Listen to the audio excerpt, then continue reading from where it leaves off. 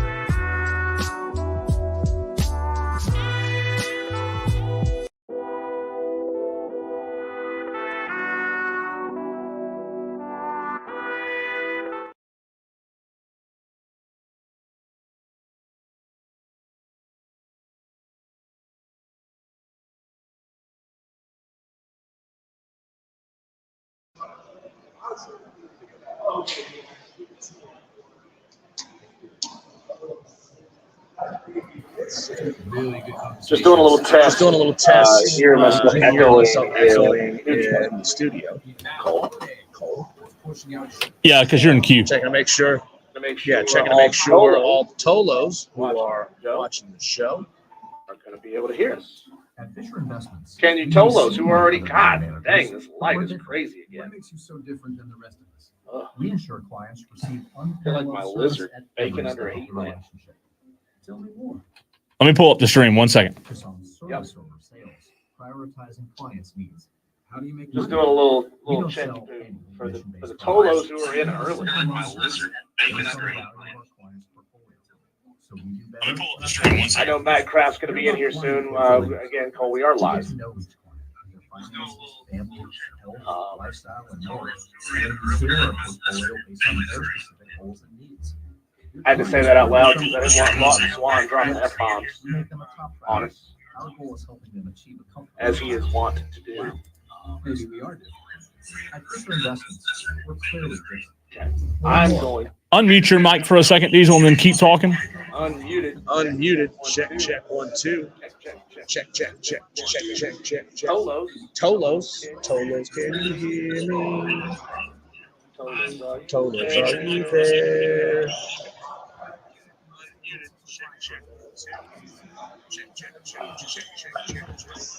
Yeah, I think we both need to be unmuted. Okay. You got it, pal. Keyword think. We'll see. I think it's never been either one of our strong suits. Hey, there's Ryan McGee from Travelers Race. I'll go say hello.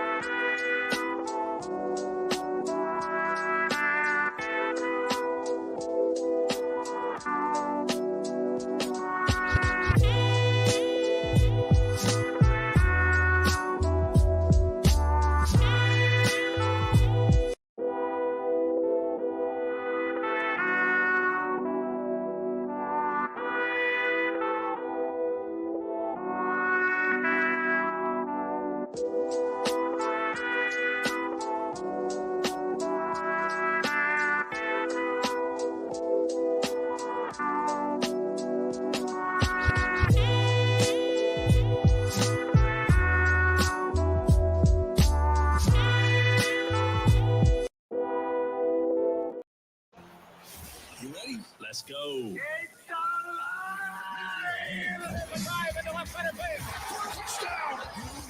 From the fields to the courts and the gridiron to the trails, Electrifying sports talk from start to finish you're going wire to wire with Diesel and Cole Bryson. on the Fan Upstate.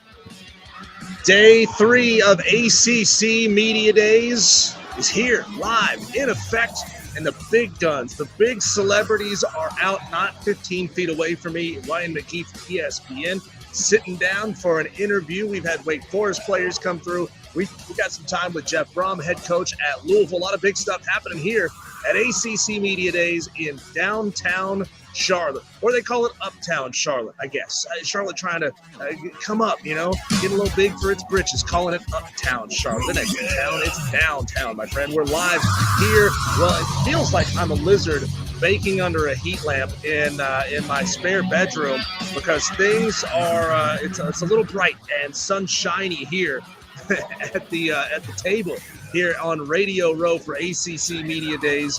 We are at the Hilton Uptown Hotel. Manny Diaz is here. We're going to have Grayson Loftus from Gaffney, former Gaffney Indian, on the show later on today. Mario Cristobal was in the house. Dave Clausen. Again, I mentioned Jeff Brom. Everything is starting to finally pick up. Now, Cole and you and I were not here yesterday for day 2 of ACC Media Days, so we can't really talk about the vibe and the atmosphere that was going on inside this building yesterday. But the truth is, Monday, it was flat as could be. Here on Radio Row, there's probably 30, 35 tables or so. And even during the middle of afternoon drive radio, there were maybe 10 radio stations broadcasting. That is not the case today, man. A lot more activity here on Radio Row. Yeah, I've never understood why Charlotte calls it downtown, uptown. I agree with you. It doesn't make sense. It's weird. It should be downtown, but if you say downtown, they're like, no, it's uptown. So whatever that means, that's where you are. I am back in Greenville in a different state than Diesel in the Ingles Market Studios. I had to stay back due to some staffing issues, but happy to be here. And Diesel is in the array of sun as you on the stream. If you're watching on the stream, you can see how hot is that? I mean, it feels good right now in the studio. 68. It's comfortable. Are you good? I'm feeling a solid 77, 78 degrees where I'm seated. I go 3 feet to my left, Cole, and it's beautiful and air conditioned and nice and cool. But where I'm sitting, man, I feel like a spring roll sitting under a heat lamp at a Chinese buffet. I was gonna say a taquito at the QT, but that's a good one as well. That's a good one. I like it. Move the table. I mean, come on, someone. I mean, let's make this easier. Oh, come on. So you're asking me to do a Will Smith Men in Black moment where he drags the table across the room and it screeches and everyone stops and looks. That's what you want everybody around here. I'm talking Fox Sports, Charlotte, Virginia Talk Radio, Clemson Sports Talk. Lawton Swan is here. We've got the Adam and Gold show over there. You want all of them to look at me dragging this table across the room with a big loud. The best part of the table placement, Diesel, is the yellow jacket that's behind you. By the way, for those that don't know, a yellow jacket's a big piece of plastic that you put cables underneath. But everybody's tripping a yellow jacket. Oh, I thought you meant there was like a Georgia Tech yellow jacket man in a plush mascot costume behind me, because it wouldn't surprise me. These mascots are unpredictable. Glad to be with you today, Diesel. Even though we are apart, we're still together thanks to technology. Glad you, the Tolo, can be a part of the program. 71307. Start your text with the word fan. Let us know how things sound. If there are any issues, we'll try to work through them. Obviously, Diesel up in Charlotte for ACC Media Day. Diesel, I want to lead with this, though. As you have some North Carolina teams in attendance today, you mentioned Duke earlier. I would assume that Dave Dorian would be a big draw whenever he's there. However, I want to ask the question, when you look at the ACC as a conference, while it's still a conference, which team from North Carolina, whether it be NC State, North Carolina, or Duke, which team do we think, you and I, our Tolos, which of those three will be in position to win the ACC next? We saw Duke beat Clemson last year, very first game, right? We talked about North Carolina yesterday with Mac Brown. NC State's they're always a good team. But I want to look at these three specifically because, Diesel, according to Las Vegas, Florida State's favored to win the ACC at plus 275, Clemson at 350, Miami at 450, Louisville at 600. Oh, then there's a team from North Carolina. NC State is fifth in the Vegas odds this year to win the ACC, plus 700. And then behind them is Virginia Tech, so it's going to be a while before you find another North Carolina school. In your opinion, is NC State the overwhelming team that will win or has a chance to win the ACC before Duke and North Carolina? Well, you can look at Duke and kind of early on cross them off the list as a real contender for this conference. Mike Elko is gone. He's now at Texas A&M. A lot of guys off of that team last year. Riley Leonard, who's now up at Notre Dame. They were only returning 10 starters this year off of a team that was pretty good by Duke standards. I mean, if you judge it specifically within Duke standards, you say 8-5. Well, that's a good year for the Duke Blue Devils. But when you change head coaches, Manny Diaz, who had himself a decent stint at Miami, 21-15, I believe he was, had himself a decent stint at Miami, but he wasn't good enough by Miami standards. So he now makes his way to Durham, puts on the headset, wearing that royal blue that Duke likes to wear. The problem is, Cole, he just doesn't have a lot of pieces, right? He doesn't have a lot of dudes on his roster to keep what they had going last year going. If Mike Elko was still there at Duke, I would be much higher on Duke's ability to repeat at least an 8-win season, possibly even grow that to a 9-win season. So you can kind of scratch Duke off there. Yeah, I agree with that. And that's the problem. You said it. Mike Elko, in my opinion, and I think you would agree here, is a lot better of a coach than Manny Diaz. And Manny Diaz, I think the jury's still out on him. Is that fair? I mean, has he proven himself anywhere? Again, I mean, he was plus 500 at Miami. That's a tough place to come back and to try to resurrect, right? Like a lot of coaches have tried that. Larry Coker tried it. He was a good coach before he was there. He couldn't do it. Mario Cristobal, he's now trying to do it. He's trying to get this program back to where it needs to be. But there's just some sort of a dark cloud hanging over Miami football. I'm not entirely sure exactly what it is, but it's not quite been able to get over that hump and be elite sustainably, right? So Manny Diaz, I think, is a fine football coach. And maybe just being somewhere that takes the pressure off of him. I mean, somebody of this persuasion would have to tell me, Mad Kraft maybe would tell me, was there extra pressure on Manny Diaz as a person from Florida of Latino descent taking over the head coaching job at Miami? Was there a little extra pressure on him to have to perform? And again, I think he did admirably at 21-15 in 3 seasons there. But it's just not good enough for Miami, right? That is not the Hurricanes. And I agree with you. I don't think that team is Duke. To answer the question, if you just tuned in, Tolos, which of the 3 North Carolina teams do we think has the best shot to win the conference first? Duke last year lost Jordan Waters, who transferred, by the way, Diesel, to NC State.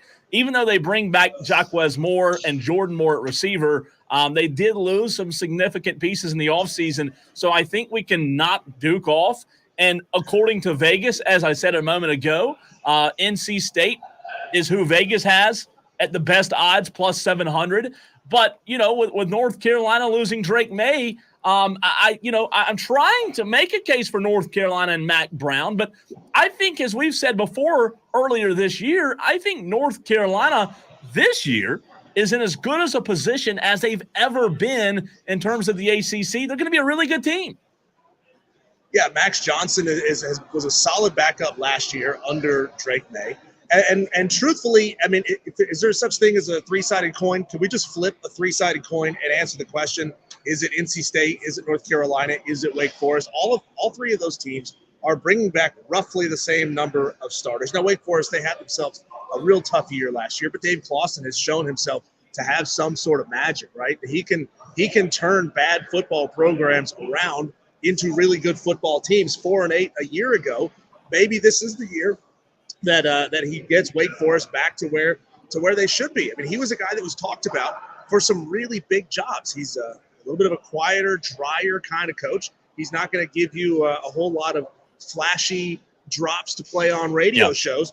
He's just a really good football coach.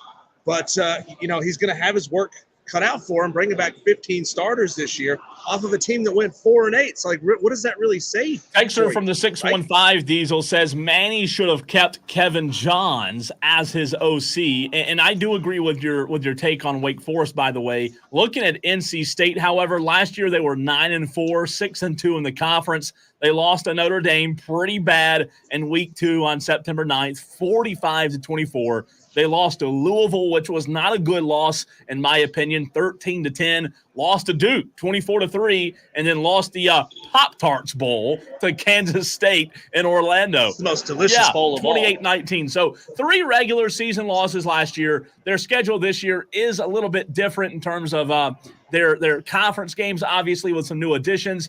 We talked about it, though. NC State, while you and I think both agree that they have the best shot, who, Diesel, has a tougher 2 of 3 games with Tennessee, La Tech, and then Clemson as the Wolfpack do?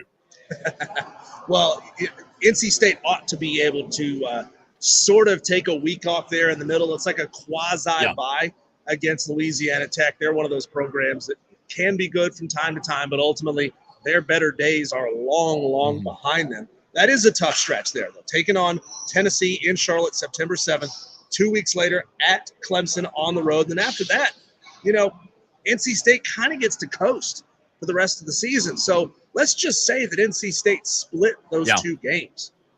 I feel really good about their chances to win every game after that. So, we were talking about Cinderellas last year. I wouldn't exactly call NC State a Cinderella, as they are coming from a power conference. They don't have a ton of success over the course of their football program. I mean, they're not known as a football school after all. They're not really known as anything, really, when you think about it. I mean, they were a basketball program 40 years ago, and last year they spiked back in, and people are excited about that. Maybe a Cinderella in basketball, but honestly, that's a athletic department that has kind of been spinning its wheels over the past 40 years or so, trying to figure out what it really wants to be. And the funny thing is, Cole, I see some similarities between NC State and South Carolina in that respect. In that South Carolina has popped up and had themselves some really good basketball teams over the past 5 or 6 seasons.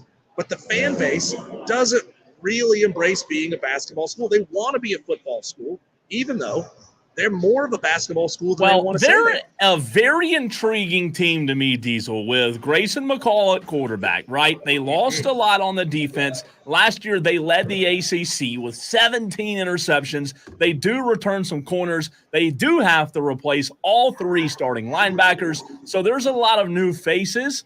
I think they're nationally ranked like 25 right now in some polls. There's a lot of new faces on this NC State team. But, man, we talk about them being the team of North Carolina that could go the furthest. And I'll tell you this, to your Cinderella point, as we were talking about yesterday, if they make the playoffs, I 100% would consider them a Cinderella, especially if they win a game, right? Because, as you said, that's never happened before. I think Grayson McCall is the X factor here. Like, it could be in a good way, but it could be in a bad way.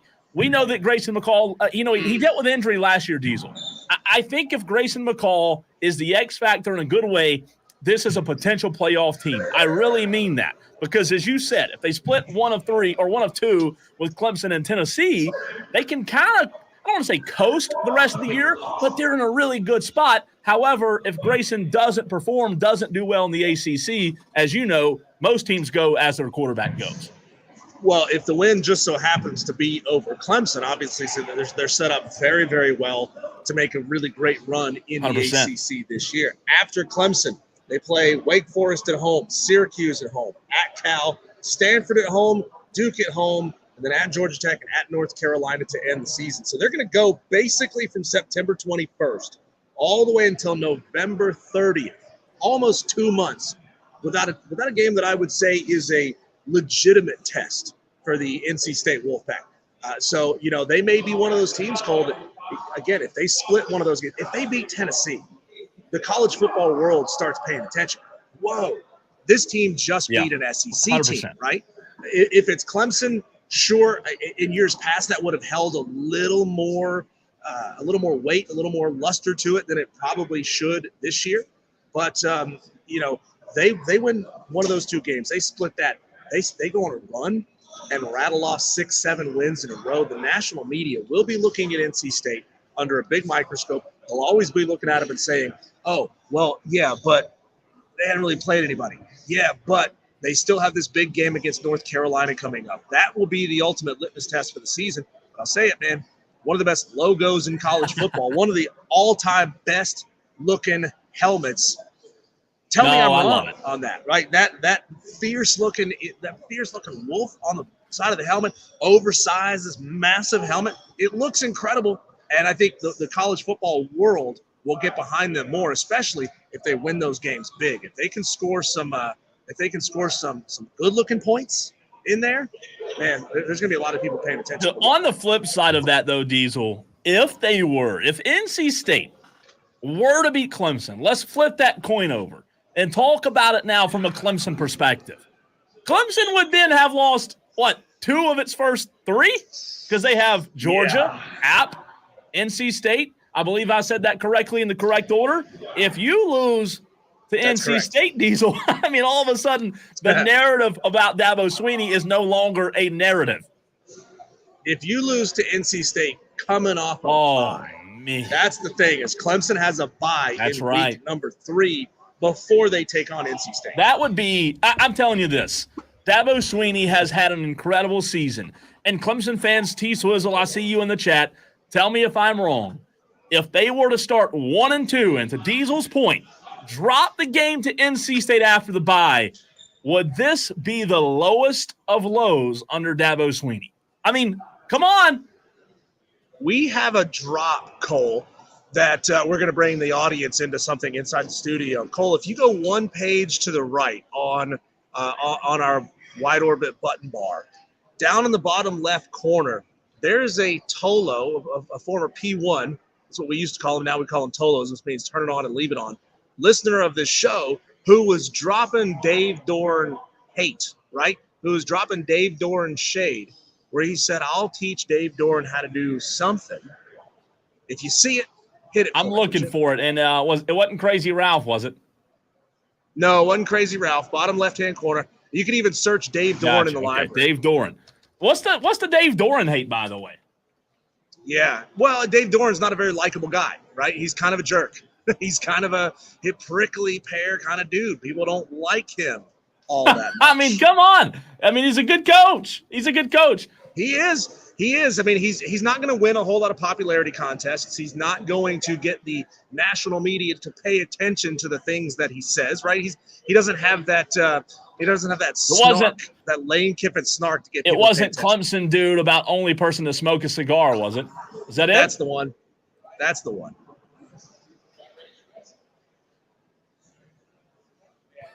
see if we can find Did you hear it? Oh, I'll play it again. No, I'm sorry, I didn't have you in utility. It's a great line, by the way. I believe our audience heard it. Here's the Dave Doran clip one more time. The only person to smoke a cigar in celebration and not look cool is Dave Doran. What is the Dave Doran hate? T-Swizzle, is that you? Are you Clemson dude?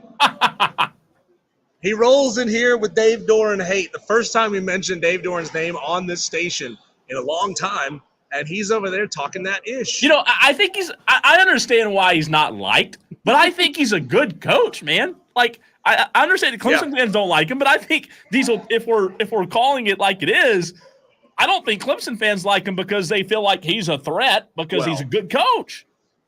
There's a lot of NC State fans who haven't liked him very much because, again, they feel like they should be able to get over that hump with him, right? They should. Exactly. So Dave Doran feels like a guy who should be at a program like Penn State, like somewhere that's blue collar, right? Somewhere that's hard nosed. We just had Jeff Brom. I was standing in front of him, got some audio we're going to play later on in the show. He answered a fascinating question about the possibility of there still being sign stealing and cheating in the sport as the technology game has increased. We'll play that a little bit later on the show, but maybe a school like Purdue, right? Somewhere that's really known as a blue collar place. Heath Swizzle on the stream, by the way, says without even a question, might not be there next season. If we start 1-2, might end up finishing the season 5-7 or 6-6. Talking about if Clemson were to lose to Georgia and NC State, as Diesel said, they have a bye, so T Swizzle would agree.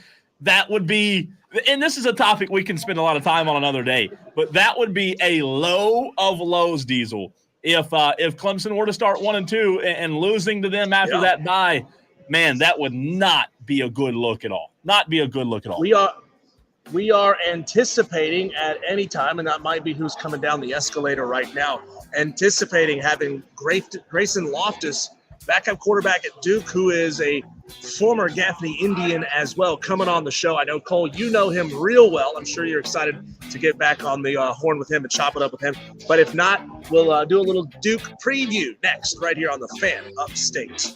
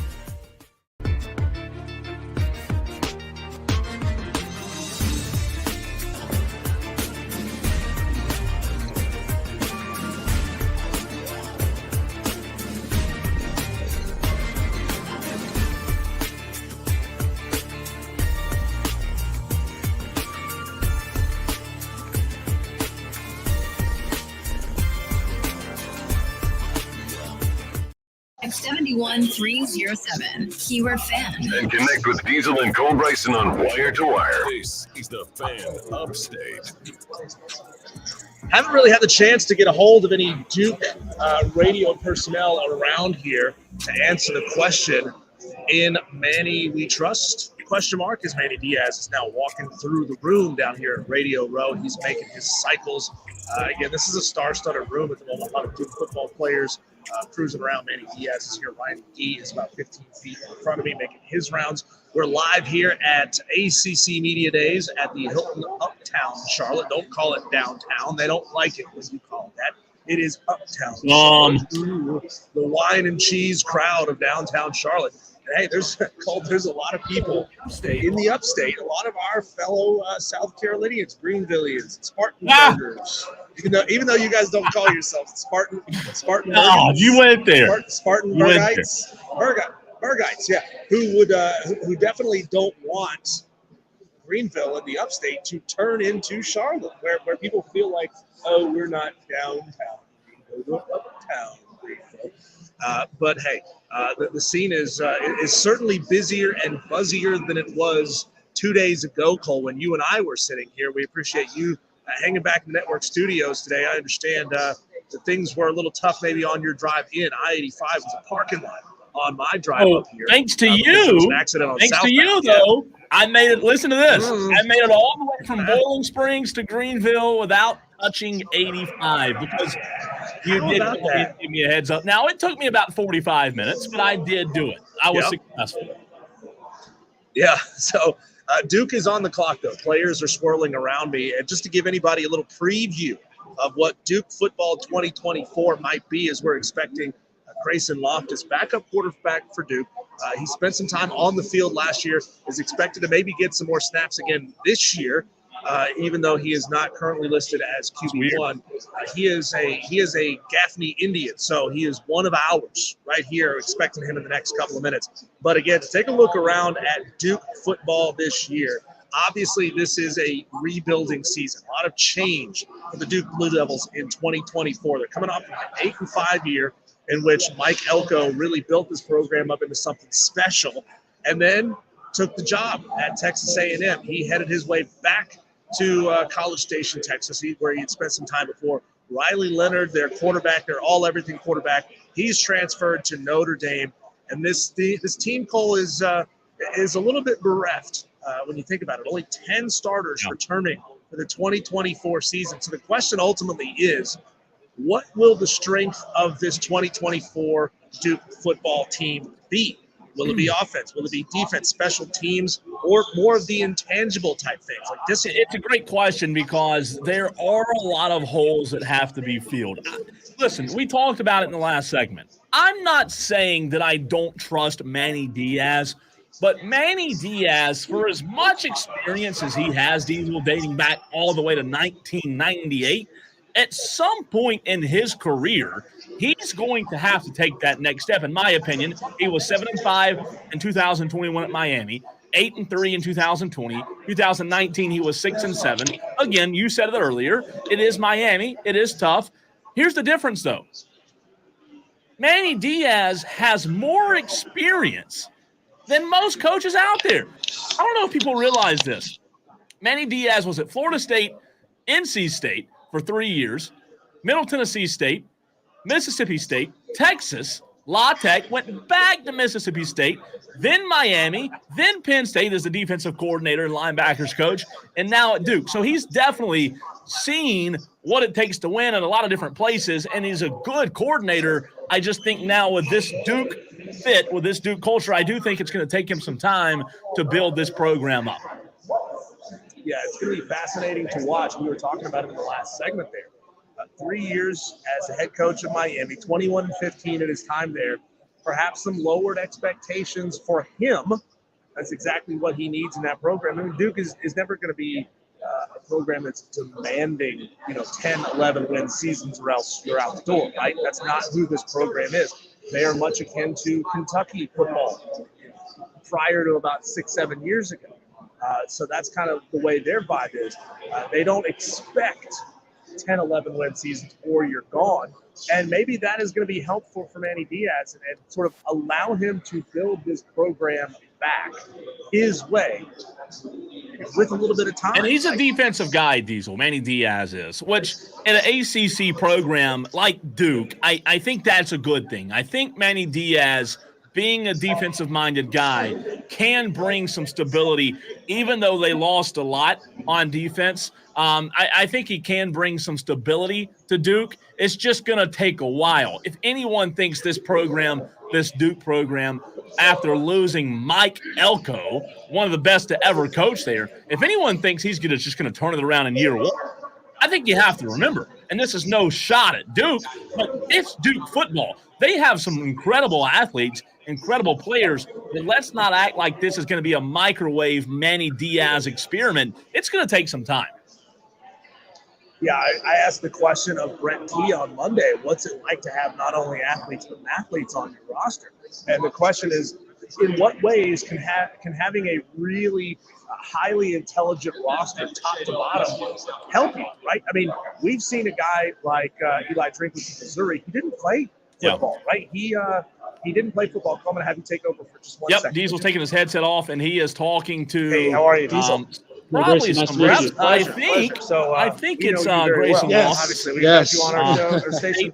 Native, and Diesel is back at, by the way, if you're just tuned in, Diesel is in Charlotte for ACC Media Days. I am in the studios here in the Ingles Market Studios, and it sounds as if Diesel, Grayson Loftus is with us right here on Wire to Wire.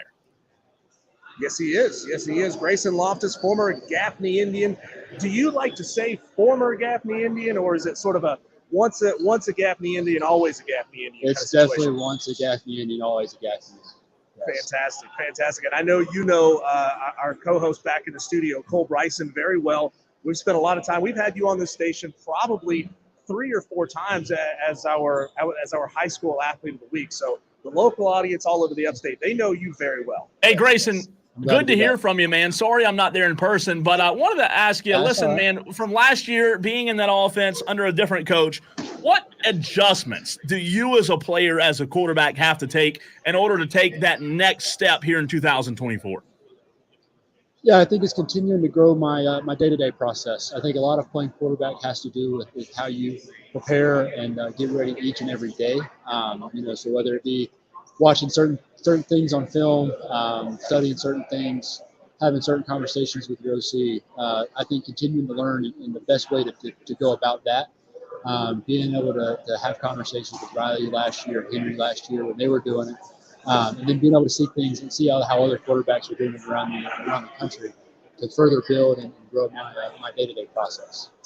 You know, Mike Elko, Manny Diaz, different men, different vibes. Can you give us a sense at how new head coach of Duke football, Manny Diaz, present what they want you to do that maybe sort of matches a little bit what Coach Elko taught you, and then maybe can help you grow your game? Yeah, I think, for the most part, Coach Diaz's message has just been being able to put your gold on tape. So through spring ball is finding ways to put your best plays on tape at all times. So I think that's been the biggest message from Coach Diaz, to me at least, is just continuing to grow and put my best plays on tape consistently. So I think that's been the biggest part. And to be completely honest with you, it's been the most consistent part as well. Continuing to grow in consistency and being the best player that I can do. Hey, Grayson, for those that have never played a sport at the collegiate level, can you describe to our listeners what it's like in the day-to-day life now of a college athlete, with the portal being so strong and overtaking college football over the last 4 or 5 years, and NIL, the 2 biggest factors, portal and name, image, and likeness? Can you talk about the day-to-day walk now of the college athlete and how it's different in your opinion? Yeah, I think day-to-day wise, it's with the addition of all that, it's not very different than it used to be. I think with NIL, you have people who work on that, and you have people who handle that, but it's really not as big of a part of the day-to-day. Those conversations are had early in the offseason, and then it just comes back get back down to work. You kind of treat the outside noise as just that, as outside noise, and continue to work.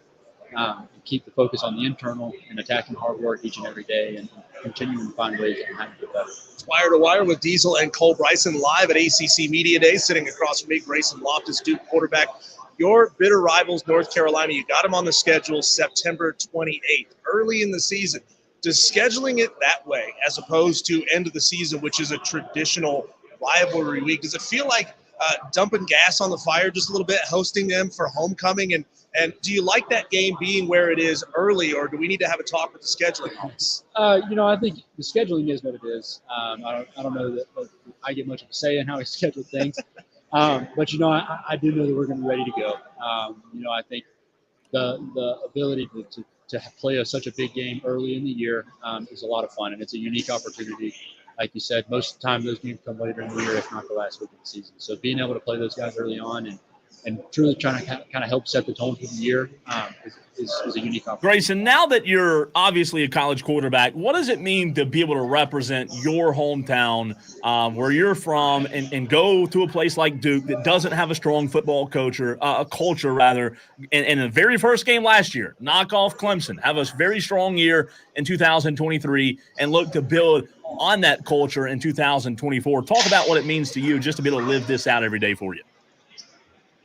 Oh, it's awesome. I think coming from a place like Gaffney, you're instilled with certain core values, I think is the word I'm looking for.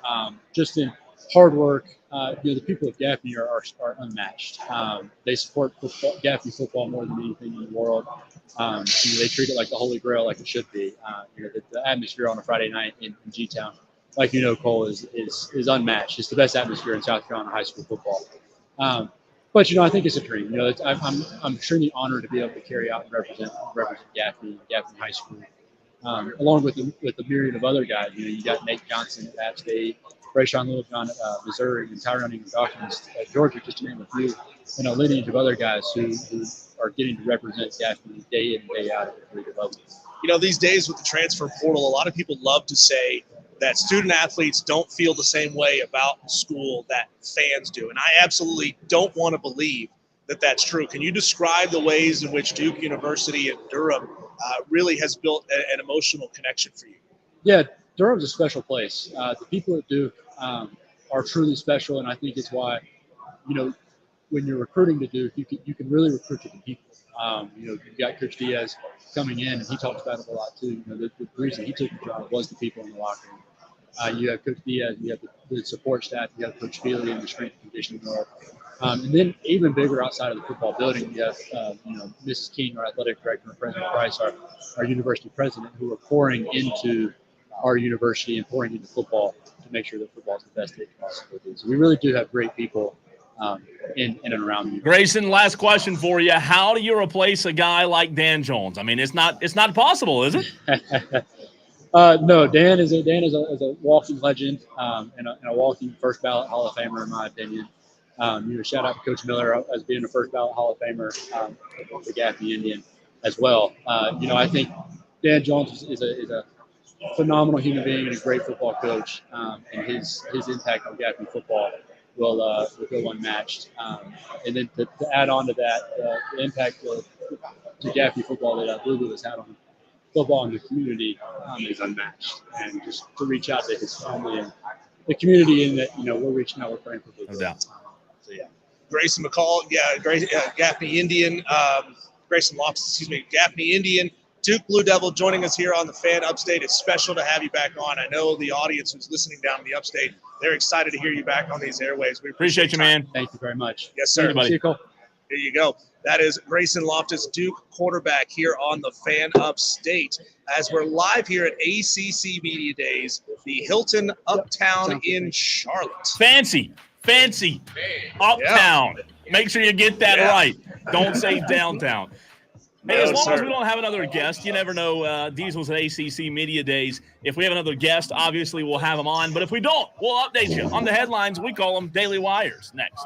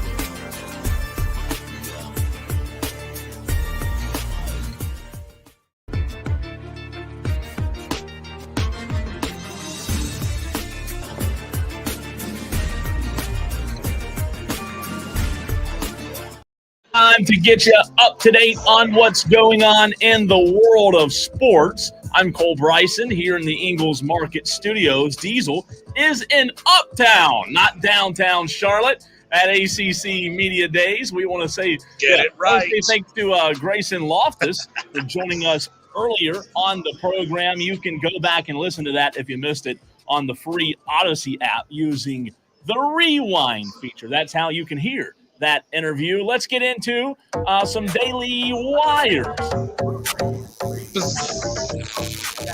All right, Diesel. The Atlanta Braves, best news of the day. Guess what? They didn't lose last night. They did not lose last night. That is because they didn't play. They didn't lose because they didn't play. Well, that's one way to do it. Need to do it. Maybe they just need to take the year off, and we'll be in a lot better spot. But the Atlanta Braves will play 2 today. Obviously, the first game started at 12:20, and the Atlanta Braves, guess what? They lost 9-4. Shocker! Lost 9-4. As we are not surprised about, they'll play the Reds again tonight at 6:05, and on the mound is Chris Sale for the Bravos. Hopefully they'll win a game. I think they Diesel, if I'm not mistaken, I still don't think they've led in a game since the All-Star break, which is not good. Not good at all. No, it's not Michael good. Gallup has announced that he will retire from the NFL. Played 6 seasons with my Dallas Cowboys and was supposed to play for the Raiders, but said, "Nah, I'm good. I'm gonna retire." Tiger Woods' son Charlie Diesel, he missed the cut at the U.S. Junior Amateur. I watched some video on this, and man, he was throwing clubs like Tiger was upset. It was weird, man. It was really weird. Not used to Charlie throwing clubs, but I guess are we okay with that? So, is there something going on in the Woods household where nobody is good at golf right now? Come on, man. Nobody's good at Charlie missed the cut. Kyle Shanahan says Bill Belichick declined an offer. This is fascinating. To join the 49ers as the defensive coordinator. Shanahan says he politely turned him down. Why would you decline having a chance to go play for a Super Bowl, Diesel? Yeah, you could go be with the 49ers, make a lot of money, stay active in the business, because eventually people will start saying, well, he's been out of the game for a year or 2. Let's just say Bill Belichick doesn't end up as a head coach somewhere next year, right? So then if he does, in fact, want to get back into coaching, it will then be 2-3 years between head coaching jobs, right? So people will start to look a little more with a little more scrutiny at the fact that he's been out of the game for quite a while and say, ooh, we really want Bill Belichick coming back into the biz with us. I thought the same thing. It kind of seems strange that he would just. I don't understand the decision. I mean, it's one thing to get hired at a bad franchise, which is probably who's going to be hiring Bill Belichick at this point, because they just fired a coach for being bad, obviously. But here you get to walk in, essentially turnkey, step into a Ferrari and hit the gas pedal. I don't understand. It's Bill Belichick, so again, no one's surprised about him making weird decisions. But. Cole, have you ever heard of something called LSD when it comes to rock and roll? Not the psychoactive, but lead singer's disease. That's where the lead singer, the front man, feels like he's the big deal, and that everybody else around him is just a little.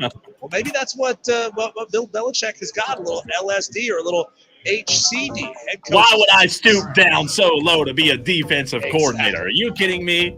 I'm never stooped. Don't you know who I am? I'm too busy with my 24-year-old girlfriend. Come on. Get it right, guys. No, Kyle Shanahan. Canadian women's soccer team analyst Joseph Lombardi is being removed from the team, Diesel, sent home immediately for allegedly flying a drone over New Zealand's practice ahead of their Thursday Group A match. Head coach Bev Priestman also removed herself from coaching the match. No drones allowed, I guess, right? No, it's called spying, and you're not allowed to do that. I just wonder, Cole, is the area directly over the pitch considered like international airspace? or is it, if the New Zealand team is there on the pitch, is that considered New Zealand airspace? And you're not allowed to fly any vehicle, international vehicle, over that airspace during that time. Well, if it's international soccer being played, yes, I would say it's international airspace. Right. Good one. Yeah. No, not falling for it. International soccer, international airspace. But so, it's fascinating. I'm very intrigued by Bill Belichick, and I do agree with what you said, Diesel, and him being out of the game. I guess that if he feels like he's going to get back in, I guess Bill Belichick just feels as if his name alone is good enough. Even if he does sit out for a few years, it doesn't matter. They'll hire me back. I can sit out for 1 to 2 years, and I think everything's going to be okay. I guess Bill Belichick doesn't see the urgency in joining a staff immediately. Yeah, I guess not. I guess not. Which is sad, because you would think it would be smart to do so, wise to do so, but maybe not. So we'll see. We are supposed to have Justin Pickett, Diesel, offensive lineman. I know we have a break here in just a few seconds, but we're supposed to have Justin Pickett, who is an offensive lineman, 6'7", 317. Do you think you'll notice him? Do you think you'll be able to pick him out of the crowd? Yeah. I'm going to look for the literal mountain of a man walking around. 6'7", 317. That dude is a dude. He's a dude amongst Goodness dudes. Gracious. So excited about that. Colt, there was one more Daily Wire that I added to the end that we didn't really get a chance to get to. This is scary already. A big-time security breach. A fan made it onto the field during the first Olympic soccer match. Some of these sports, there's just so much to be played that they get started before the opening ceremonies. For that first match between Argentina and Morocco, a fan made it onto the field. That's a very scary thing, and tells me that maybe they don't have their security quite. Sure is, man. Sure is. When we come back, you said it, we're attempting to bring on Justin Pickett, Duke offensive lineman. If we don't, Cole, we got something saucy to talk about. But I'm going to make you wait and find out what that is. That's next. All right.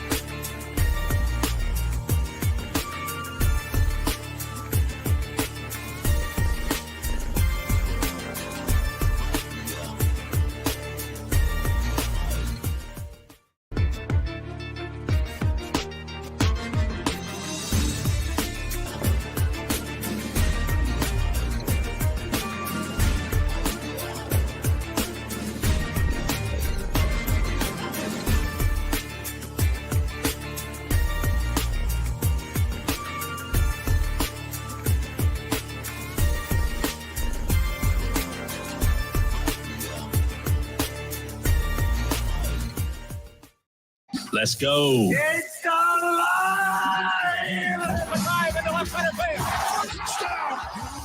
from the fields to the courts and the gridiron to the tracks. Electrifying sports talk from start to finish. You're going wire to wire With Diesel and Cole Bryson. on the Fan Upstate. You can tell all the North Carolina teams are here because Radio Row is packed. It's buzzing. There are players circling. Manny Diaz is around here somewhere, but right now we're talking to Justin Pickett, his offensive lineman, Duke football on the clock. Justin, first of all, appreciate you taking some time with us today. But look, we've been talking a little bit on the show today about the challenges of Duke football, bringing back 10 starters this year. I want you to talk to me about the opportunities something like that presents. When you bring back 10 starters, it's almost like open tryouts, right? Best of the best. Best guy wins the job, no matter how long they've been there. Can you talk a little bit about that? Yeah, something we always pride ourselves on is just our culture, our locker room. It's like, and that doesn't shy away from competition, and we're all about competition. That's what our locker room will always be about. That's what makes Duke special. But we love each other, but we got to compete at the end of the day, and we got to win games, and we got to win the most games we can. So I think that creates a lot of room for improvement for young guys, older guys, challenging guys like myself. So I think that's super special about Duke. Hey, Justin, this is Cole back in the Fan Upstate studios. What was it that sold you on Duke when you committed to Duke? Just the culture, the people, the school, the football. It sells a culture that you just can't shy away from. You always want to be there. You win on and off the field. So I just couldn't shy away from that idea and the capabilities Duke could possibly bring. So We're talking live now with Justin Pickett, offensive lineman, Duke football. We were talking about you earlier, man. You're a mountain of a man among mountain of men around here. 6'7", 300-plus pounds. You're a big dude, and you've been around Duke football for quite a while. Duke gets 3 teams coming off byes this year. I know you don't really focus a lot on scheduling. The schedule is what it is. But can you tell me what it's like preparing for a team that you know has had extra time to rest for you the week prior? Yeah, teams have extra time to prepare, but that doesn't change our plan. We stick to our schedule, stick to what we think is best for us, and we don't shy away from the idea. Obviously, they have to have more rest, more time to prepare, but we're going out there to win, so we give it our best every week. And our goal is always preparing us for teams. Hey, Justin, I was looking at your bio. Are you from a hometown that's called Carmel, or is it pronounced Caramel? I got to know. It's pronounced Carmel. Carmel, it was Indiana. not Caramel. The big debate of Carmel versus Caramel. Tell us about Carmel, Indiana, and what it's like for those. Obviously, we broadcast in South Carolina. For those that have never heard of Carmel, Indiana. Yes, sir. Just a big city rooted in the suburb, 30 minutes north of Indianapolis, rooted around sports, rooted around academics, rooted around family.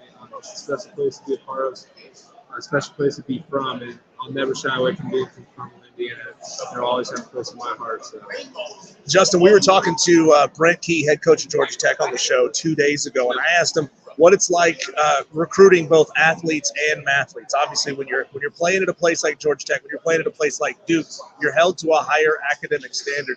What is it like, and what makes it different playing on a team full of dudes who are also all really high IQ guys? Yeah, it's just special. It challenges you off the field, on the field. That's what makes Duke special.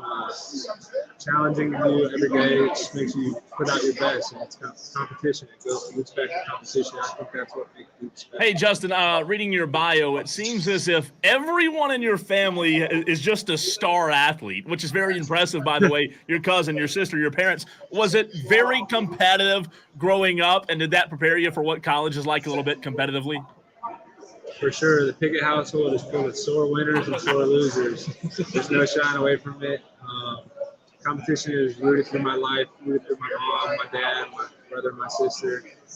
It's what makes it special, and I want to change the world. And it's obviously helped me get to where I am today, and it will continue to help me in my future. Duke offensive lineman Justin Pickett takes some time with us here today on the Fan Upstate. You know, Mike Elko, Manny Diaz, 2 very different men. What's the biggest change or improvement, if you want to call it that Coach Diaz has made to Duke's culture since his time here? Yeah, culture is really important to our locker room, really important to that university and our team. So when he first got here, first day he met with first or second day, within the first couple of days, he met with every single player one-on-one, asking us what Duke is, what we think Duke can be, what makes Duke special, and how he can help us push it to the next level. And I think that's just a special, that will hold a special place in my heart and capability, because it's not easy to do that as a head coach when you're running around.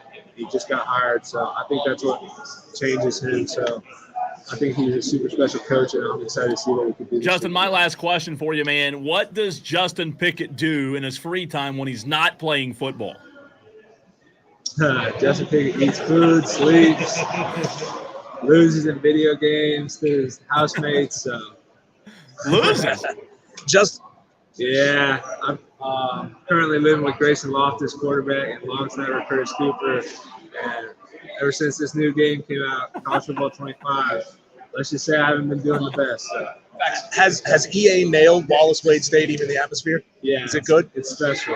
Wallace Wade is a special place, and I can't wait to see what's going to happen this year in real life.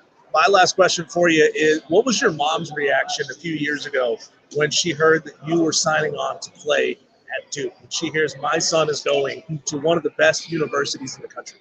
Yeah, she's excited, but the competitive spirit in her, she goes, that's just the beginning. You got to go prove something. So that's awesome. I love it. I love it. That's Justin Pickett, offensive lineman at Duke Junior. Have yourself a big season, sir. Yeah. We appreciate Thanks, man. Thank you guys for having me on. All right. Yes, sir. Thanks for taking the time. We're live here at ACC Media Days, Uptown Charlotte, inside the ballroom, in the atrium here on Radio Row at the Hilton Uptown Charlotte. That is a big deal. Like, he stood up. You think you could take him, Diesel? Like, he is. No, I could take him to a restaurant. Video game, maybe. We could get something to eat together, but that's about it.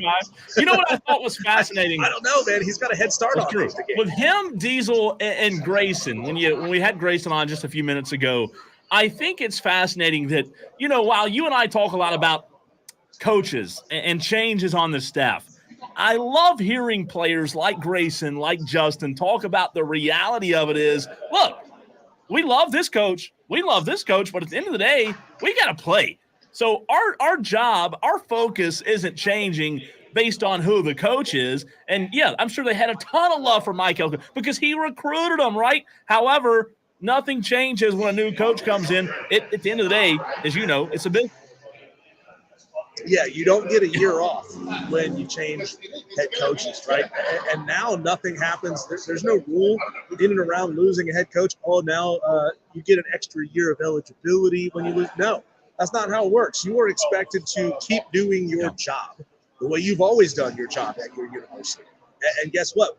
Fans, they don't change how they feel about you all of a sudden because you've got a different head coach. They don't change their expectations. If Justin was a road grader last year and he's putting, defensive ends on their backsides, they expect him to do exactly the same thing, whether Manny Diaz is the head coach or whether Mike Elko is the head coach. So it's fascinating to spend some time with these guys, in a program that's in transition. That's definitely really interesting to watch. It's one thing to come in with a ton of familiarity with your staff. I mean, we're talking about the way that the Clemson players were a few years ago when they had the same offensive coordinators and defensive coordinators and head coaches for 3-4 years, their entire tenure. You come in with that extra little bit of confidence. Well, things are different, right, with a different staff. They are, and I'll tell you what else. What fascinates me, talking to players, I love hearing about the current day-to-day, as I asked Grayson Diesel about NIL and portal, because Grayson's answer was fascinating, right? That's something that's discussed early in the offseason. However, when the season gets here, you go back to the focus of winning on the field. My biggest question is, and I'm sure it happens, I'm not oblivious to this happening. However, across the country, Diesel, I'm intrigued to know if those portal and NIL questions and conversations ever do pop up during the season, and if that can become a distraction, because there's no way it doesn't, right? No, you're absolutely right. I mean, if you are in the middle of a really great season, let's say you're on game number 8, you're a quarterback, and you've already got 1,500 to 2,000 yards under your belt, I mean, there are people, probably your own family and friends, saying, "Hey, you got like 1,500, 2,000 yards on you, and you're at a slightly smaller school here. Maybe you should start, fielding some of these phone calls and text messages. You know, these numbers that you don't recognize that are calling you. I'll bet you that's the head coach at Ohio State. I'll bet you that's the head coach at Alabama calling because you're having such a great year this year. Those things, of course, are distractions. You know, they might just be telemarketers or the 1,000,001 political phone calls that I'm getting these days. But those guys are starting to think about that. And, if we had time to have one more question, or if I'd thought about it at the time, bringing on there Justin Pickett for Duke, he's one of the 10 starters that chose to stay with his team and chose to come back. And I would love to have been able to ask him, what was it about Duke that made you want to come back? Because we were talking, dude, 6'7", 315. The big one. I guarantee you there were a handful of programs across this country with a higher profile than Duke that would say, we could really use it. This is something that I want to do a little investigation and research on because I don't know the exact answer, but I'm curious to know when you talk about NIL and portal, Diesel, with these players, I'm very intrigued and curious to know if there's a cutoff date internally that the coaches, people within the NIL department can have these conversations with these players, or can these conversations happen between the player and the NIL department at any time during the season? I would imagine, going back to what we just said, it could become a distraction, especially if a guy, to your point, has a lot of yards and is doing really well, or is there like hey, August 1st, no more conversations from the NIL department? That's fascinating, and I'm not sure if it's different per school or if there's an official NCAA rule on that. Yeah, we talk about things like the opportunities that these players have to move on somewhere bigger and better and maybe get some more money for doing what it is they do. But also, Cole, there's one aspect we don't really bring up is the fact that it's maybe not fair to some of these players who number one, they are 18, 19, 20, 21-year-old young men who are still finding their way and really starting to form their personalities. They're students, right? Despite what anyone says, they do sometimes have to go to class. Some of them more than others. But some of them have tougher majors than others, right? I mean, when you're at North Carolina, you take underwater basket weaving classes. When you're at Georgia Tech, you're taking engineering classes, right? These two things are not the same. But, also they're dealing with being football players, learning how to manage time, learning how to manage finances, dating, all of that stuff all at the same time. And oh yeah, now we're throwing, potentially multi-million-dollar decisions at them. Maybe it's not really fair for them to have to deal with this, right? I mean, there will always be under-the-table deals in college football. I mean, that's part of what we were talking about upstairs with Jeff Brom. He was talking about, sort of the shady ways that programs will still try to find ways to cheat. They will still try to find ways to slide money under the table to some of these guys. They will still circumvent the rules of not tampering with a roster. I mean, I remember bringing it up on the station a year ago or so. It was with the quarterback who was at Notre Dame last year, who chose to leave his school and go to Notre Dame before the window was actually open, when you were allowed to talk to these guys. You weren't. How could they announce that he had already made his decision to go to Notre Dame? Yeah, Sam Hartman. How could they announce his decision to go to Notre Dame, or his choice, when the season's not even over yet and they're not even allowed to talk to him? That's because somebody was reaching out to these guys before they're supposed to. No, there's no doubt, and it's going to happen. To your point, we're not oblivious enough to think that never happens, right? I like simplicity in my life. I don't like 1,000,001 different things coming at me all at the same time. And I think there's a lot of people who think football players are just big, dumb football players who go hit somebody, right? But that's absolutely not the case. The things that they have to deal with I mean, I think would make a lot of people's heads spin. 71307 is the text line for you Tolos to get in on the conversation. We know we have a lot of new listeners every single day and viewers on our Twitter, Facebook, and YouTube. Tolo, by the way, is turn it on, leave on. That's what we call you, our loyal listeners who do that. Turn it on from 3 to 7 every single day. Phone lines are open as well. 844-FAN-PHONE. That's 844-326-3663. Diesel, it sounds as if, and I know you hinted at this when you brought the show on at 3 o'clock, but it sounds as if the atmosphere on Radio Row is a little bit more of a buzz. There's a little bit more of a buzz than there was on Monday. Yeah, it's very different. So from where I'm sitting, it's difficult to turn the camera around. As a matter of fact, let's do this. Let's turn this webcam around live, giving you guys a live look at what's going on here. So this is Radio Row.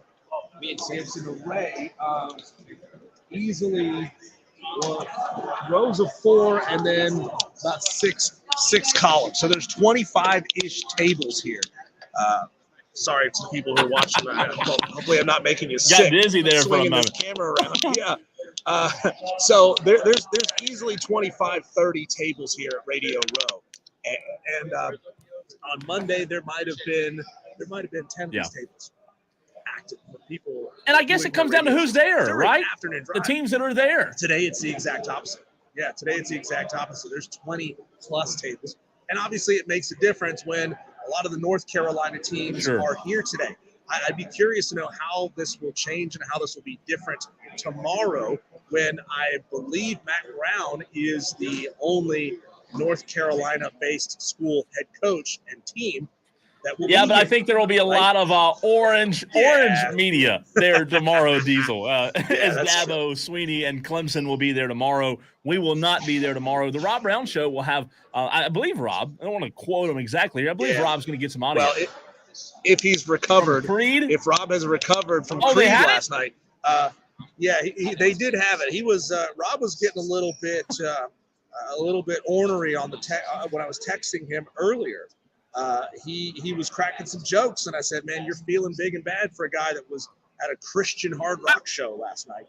I know Rob was partying, having himself a good time, like it was Ocala, Florida, circa 1997. But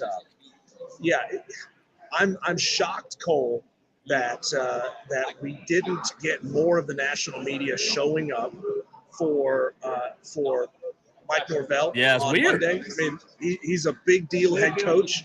Why did we not see more people here for him? I don't think we saw in terms of what I expected Monday with Mike Norvell being there, I don't think we saw anything near the amount of Florida State media and Florida media. Like, you would think Florida has a very large media contingent, right? Yeah. And did they get everything they needed last week? That's what I'm saying, though. You and I were there Monday, and I didn't see hardly any Florida State media there. So it's fascinating that Mike Norvell, maybe even though we talked about him being that guy, he still doesn't have the draw that Dabo Sweeney and even Manny Diaz today does, which is weird. Well, speaking of men shaped like mountains, Bill O'Brien is here.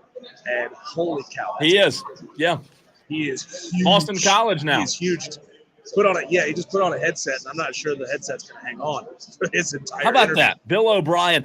Yeah. How long will it take us to get used to saying Bill O'Brien is now the head football coach of the Boston College Eagles? And I guess the second part of that is, how long will he actually be a part of the Boston College Eagles? Because, as we know, he's been all over. Georgia Tech, Maryland, Duke, Patriots. Then he went back to college to Penn State. Then he was the Houston Texans coach. Then he went back to college with Nick Saban as the OC at Alabama. Diesel went to the Patriots again, now back to Boston College. Yeah, he's a coach whose name has entered an upper echelon. And, there are some people who would argue that his name should or shouldn't be in that upper echelon of coaches, but it is, right? There's always those guys whose names get brought up when big-time jobs are open. So I can guarantee if he's able to do big things with Boston College, and in just a moment I'm going to look up and see what Boston College's 2023 season was like. But if he's able to do big things, they were 7-6 last year. If he's able to repeat that if he's able to get them to 8 wins this year, and looking at Boston College's schedule, I mean, they've got Florida State, obviously, to start their season. Florida State will already have a game under their belt. They've got Duquesne, Missouri, Michigan State, Western Kentucky, Virginia, VT, Louisville, Syracuse, SMU, North Carolina, and Pitt. So not a murderer's row of a schedule for them this year. If he's able to get to 8 wins this year, I mean, I could see his name on a short. No, I agree. He's definitely made his rounds. He has a ton of experience. We was in the ACC in the late 90s for 10 years, has experience in the ACC. And to your point, he's going to be a guy that if he does good, I'm sure Boston College fans are happy because he's there, but I just don't know how long he's going to be there. Speaking of being there, the ACC, for now, they're keeping Florida State and Clemson, but how long? Well, at last, Clemson and Florida State have made a decision at the deadline on their ACC departure. We'll get into it next.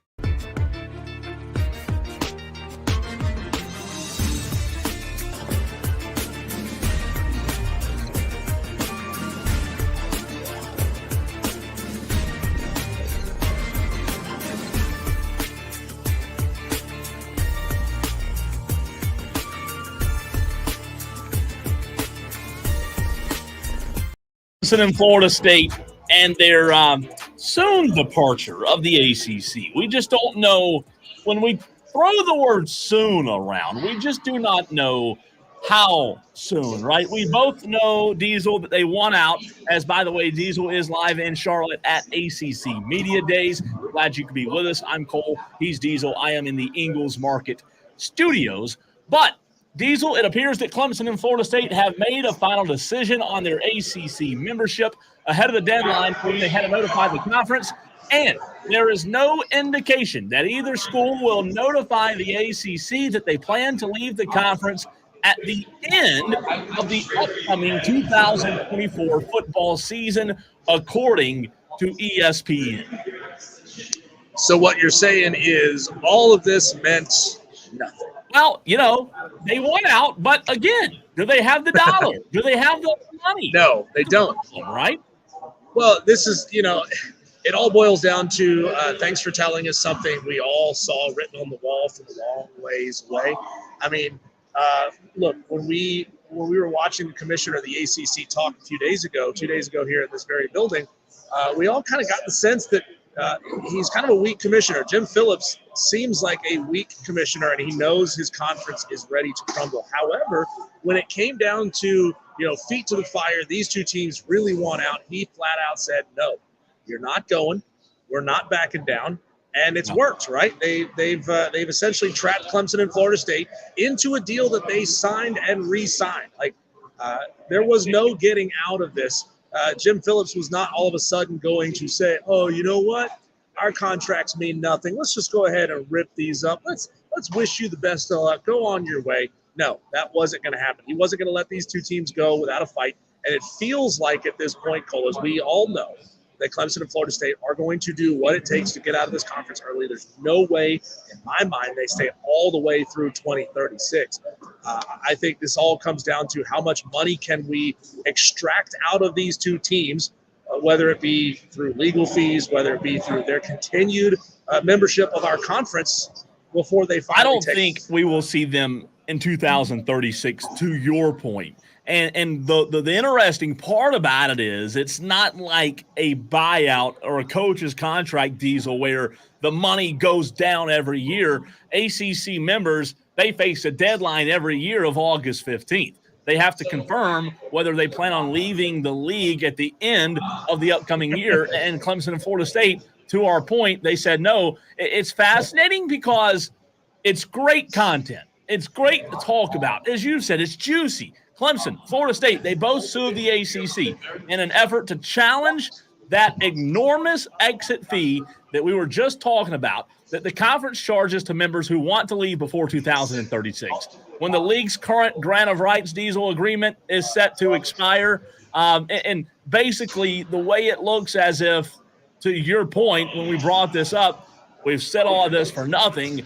It does look as if it is all for none. You know, we know that they were among the so-called Magnificent Seven that rebelled against the ACC last offseason amid other conference realignments, asking for a bigger share of the pie. But the reality of it is, whether you think that Clemson will be in the ACC all the way until 2036 for another 12 years, which Diesel and I do not, the reality of it is, because of what they signed, they are stuck for a long time. I just don't know how long that time period will be. Well, I'm a little surprised, Cole, in some ways, and a little not surprised in others, that some of the other schools that are widely considered as wanting to get out as well, that being North Carolina, Miami, NC State, Virginia, Duke, some combination therein. I'm surprised that they didn't also try to exert some form of legal force on the ACC. I mean, could you imagine if half of the members of a conference were suing that conference to get out early? You know, so I'm shocked that they didn't all jump in on this and kind of, you know what made it really hard for the Access powers in World War II to win? Because they were fighting on both fronts. And could you imagine if Jim Phillips was fighting on like 8 fronts at the same time? I mean, that would be an incredibly difficult and stressful thing for him to deal with. But at the same time, we know the history of this conference. We know that UNC has always sat back and let other schools take the heat for them first, right? I remember saying that's one of the first, I thought strong takes that I had on this show was watch. North Carolina is going to sit back and let Florida State and Clemson do all the heavy lifting on the legal matters here. And if they find out there is a crack in the dam, they're going to dive into this thing full force and start suing them. Otherwise, they're not going to do a thing. They're going to sit back. They're going to look like good little soldiers. They're going to, score brownie points with the teacher by saying, oh, guys, Teacher Jim, we really love being here. We're happy being here. No, you're not.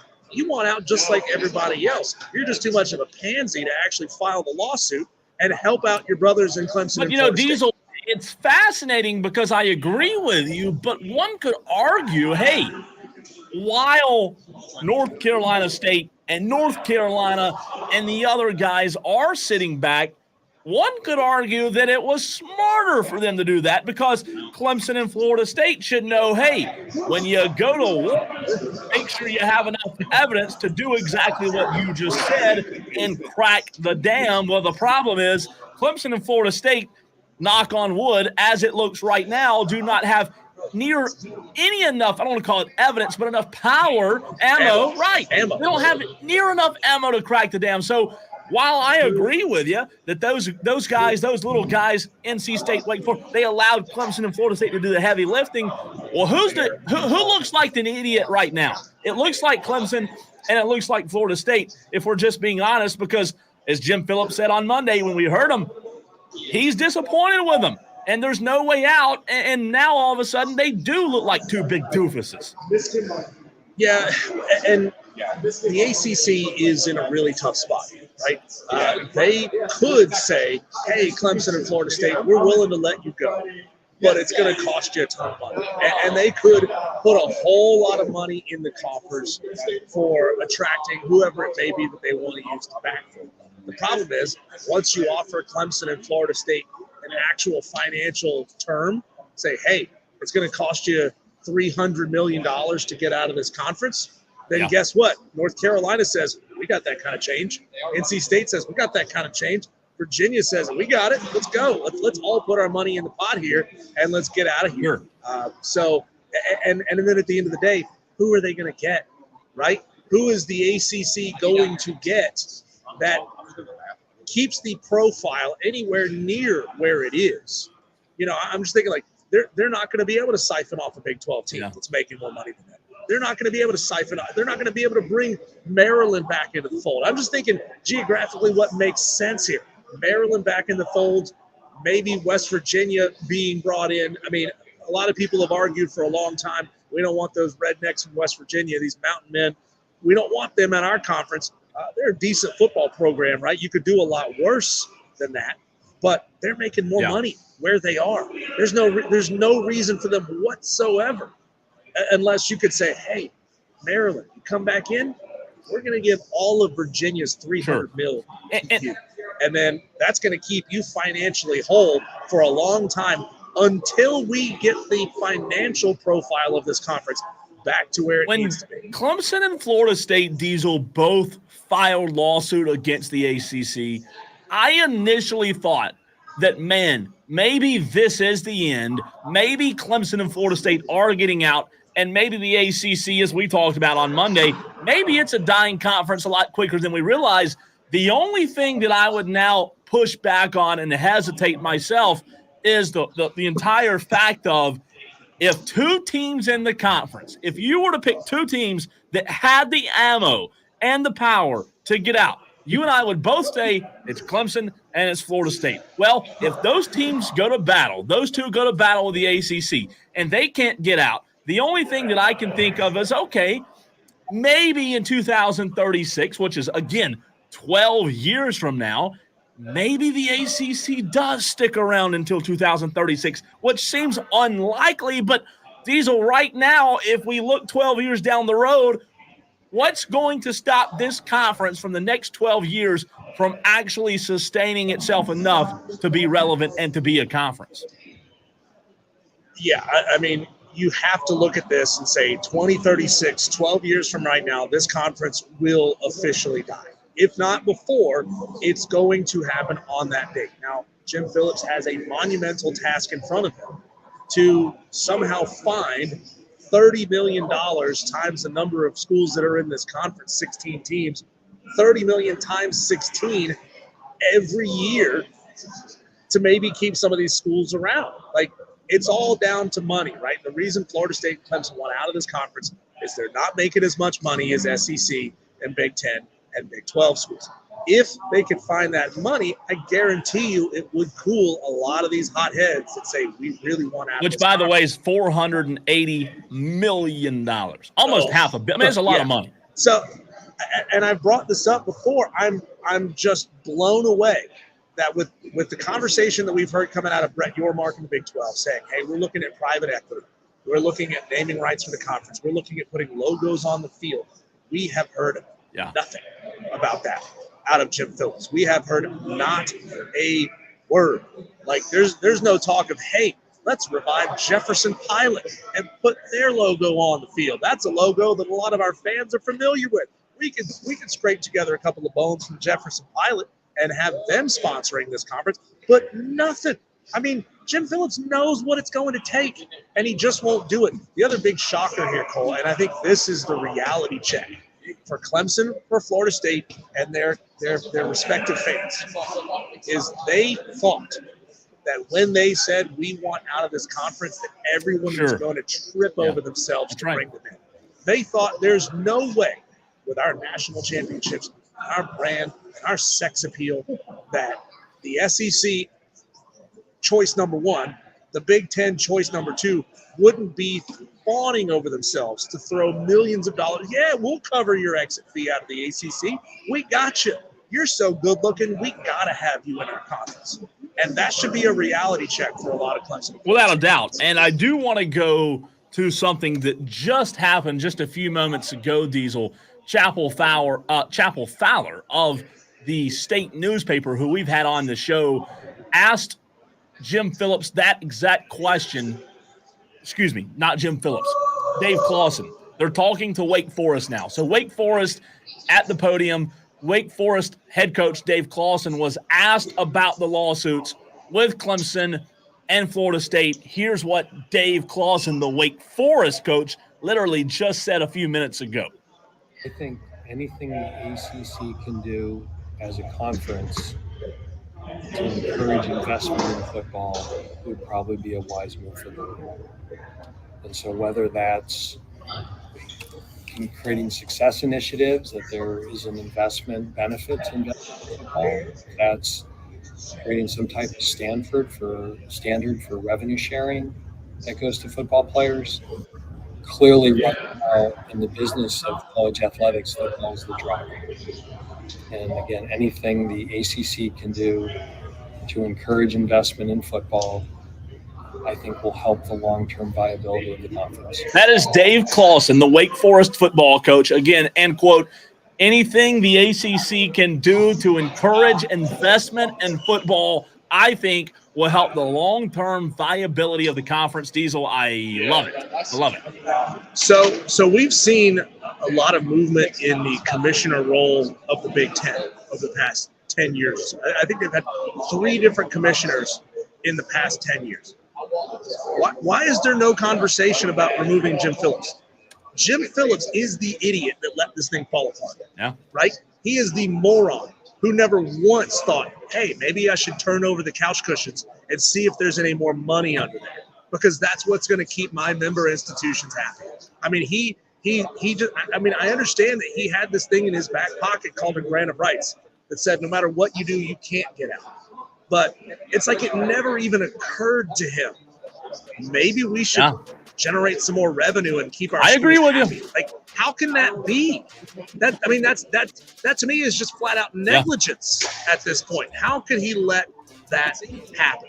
We're expecting to bring on Boston College quarterback Thomas Castellanos here in the next few minutes. So let's go ahead and jump out to break and be prepared for him when our time arrives. That'll be coming up next right here on 97.7 FM in Greenville, 97.1 FM in Spartanburg, and everywhere you are on the free odds.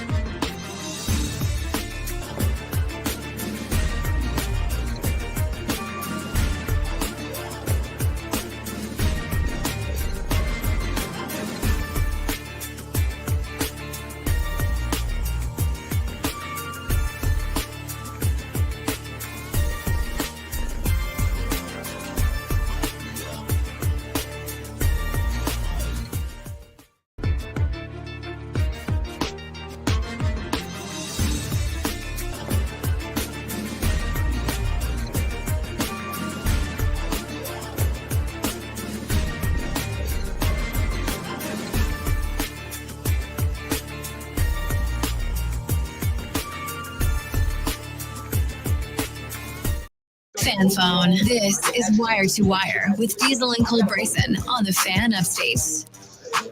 Boston College Eagles are on the clock. They're making their rounds here at ACC Media Days, expecting here in just a moment to be joined by Thomas Castellanos, Boston College quarterback. He's finishing up an interview at the table right directly next to me, so we'll have him on here in just a second. I do want to bring this up, Cole. We didn't get a chance to bring it a little earlier in the show. We're finally getting around to it. I was standing in front of Louisville head coach Jeff Brom earlier today. He was asked a really interesting question about the role of technology in this sport as we're going to start seeing headsets and microphones built into a couple of different players on the field's helmets, and in what ways that might cut down on some of the cheating and sign stealing in this sport, and in what ways it may change nothing. Prior to this technology? Well, sign stealing is a big part of college football, and really it's not as hard to do as you think if people are trying to get that done. I've been in the ACC and the Big Ten, and I know that it happens. There are mechanisms to control that. If you're giving signals that you got to utilize, there are now new methods to use as well. That in your signals, you better have a plan for it. At the same time. Yeah. Hey, Thomas, how are you, pal? Tommy, nice to meet you. See, you know about Tommy? But I do Tommy. Okay, we'll put you on this headset right here. You should be able to hear everything just fine. I don't obey whatever the rules are. The headset smells funny. Blame the Duke guys. They were the ones who wore it last. Jeff Brom, I'm going to save Diesel's question for a little bit later. Diesel, as you heard, was asking Jeff Brom a question after the sign stealing answer, which I thought, by the way, was very fascinating. And Diesel and I will get back to that because that was a fascinating answer. And I 100% agree with Jeff Brom there. But Diesel, it looks as if you are being joined by maybe Thomas Castellanos. That is correct. Boston College quarterback joining us here on the Fan Upstate live from ACC Media Days. This guy might have more throwing yards, more passing yards than anybody who's ever sat in front of me before. So you had yourself one whale of a season last year, 2,300 through the air, 1,100 on the ground. Numbers not worth sneezing at all. You had yourself a big year. Can you let us in on some of the new wrinkles that Coach O'Brien and staff have put in this year that will hopefully see those numbers keep going up? Oh, yeah.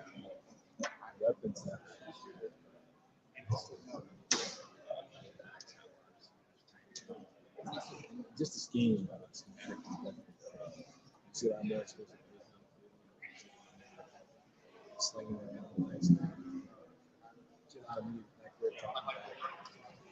Put the ball in the air.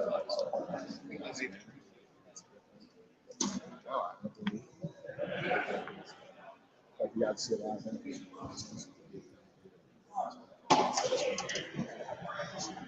Hey, Thomas, this is Cole back in the Fan Upstate studios. Can you talk about your commitment to Boston College? You were at UCF for the 2022 season as a true freshman with the Knights. Talk about the transition from UCF to Boston College and what made you make that decision.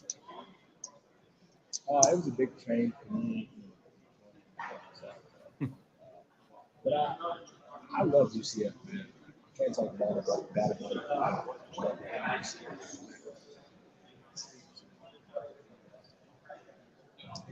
earned my red shirt as a freshman and kind of changed the game. For the 6th year, and I was like, I wasn't trying to sit in. I played college all over. And I eventually did in the club.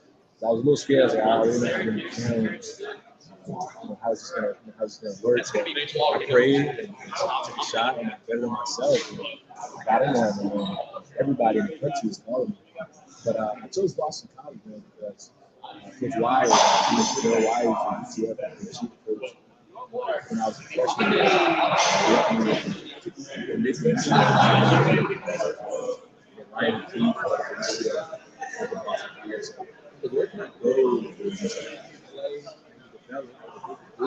also make an impact. Also goes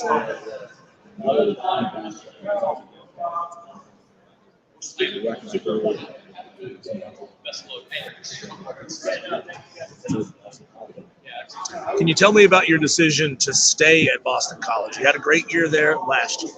What was it about BC that made you stay? Because, when you have a great season like that, I'm sure you're fielding phone calls and interest from a lot of different places.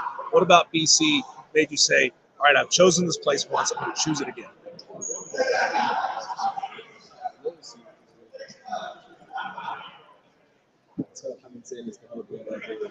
It's definitely a transfer. Not the transfer. You got to win the team, the coaches, really. You're a new person, man. DC just a second year. It's fun. The community is great. The school is great. People there.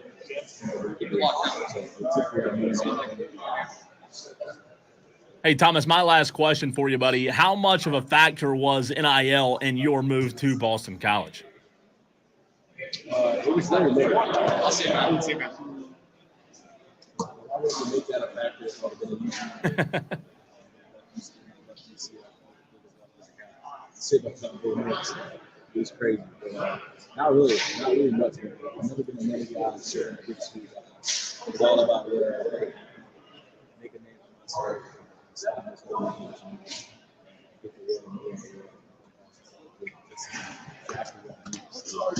Is returning starting quarterback at Boston College, Thomas Castellanos. You got a new head coach this year, Bill O'Brien. He's known as a bit of a tough guy, a bit of a hard case. In what ways has he shown you that that's true? And in what ways has he shown you the opposite, the contrary, that he's maybe a little softer at heart than a lot of people think he is? It's rough on the edges for sure. But that's my guy. This energy he brings daily. So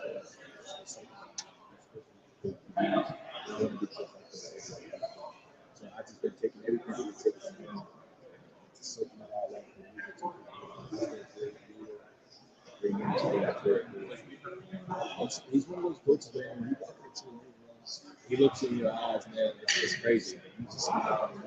You just get ready to go play. It's like game day. He's one of those guys that get you fired up. It can be good or bad. Well, you got a couple of big opportunities this year to take a shot at some really high-profile teams, Florida State and Missouri, a team that a lot of people look at and say that could be a sleeper, or that could be an underdog team that could make some waves. What would it mean for Boston College football to get one or both of those wins? It would mean a lot. I don't really think it means. Even like I was saying something earlier, it doesn't mean anything. It means more to the Boston College community. That community is crazy.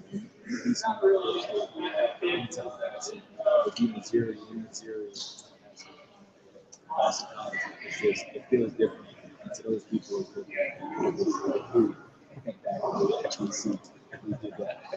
There you go.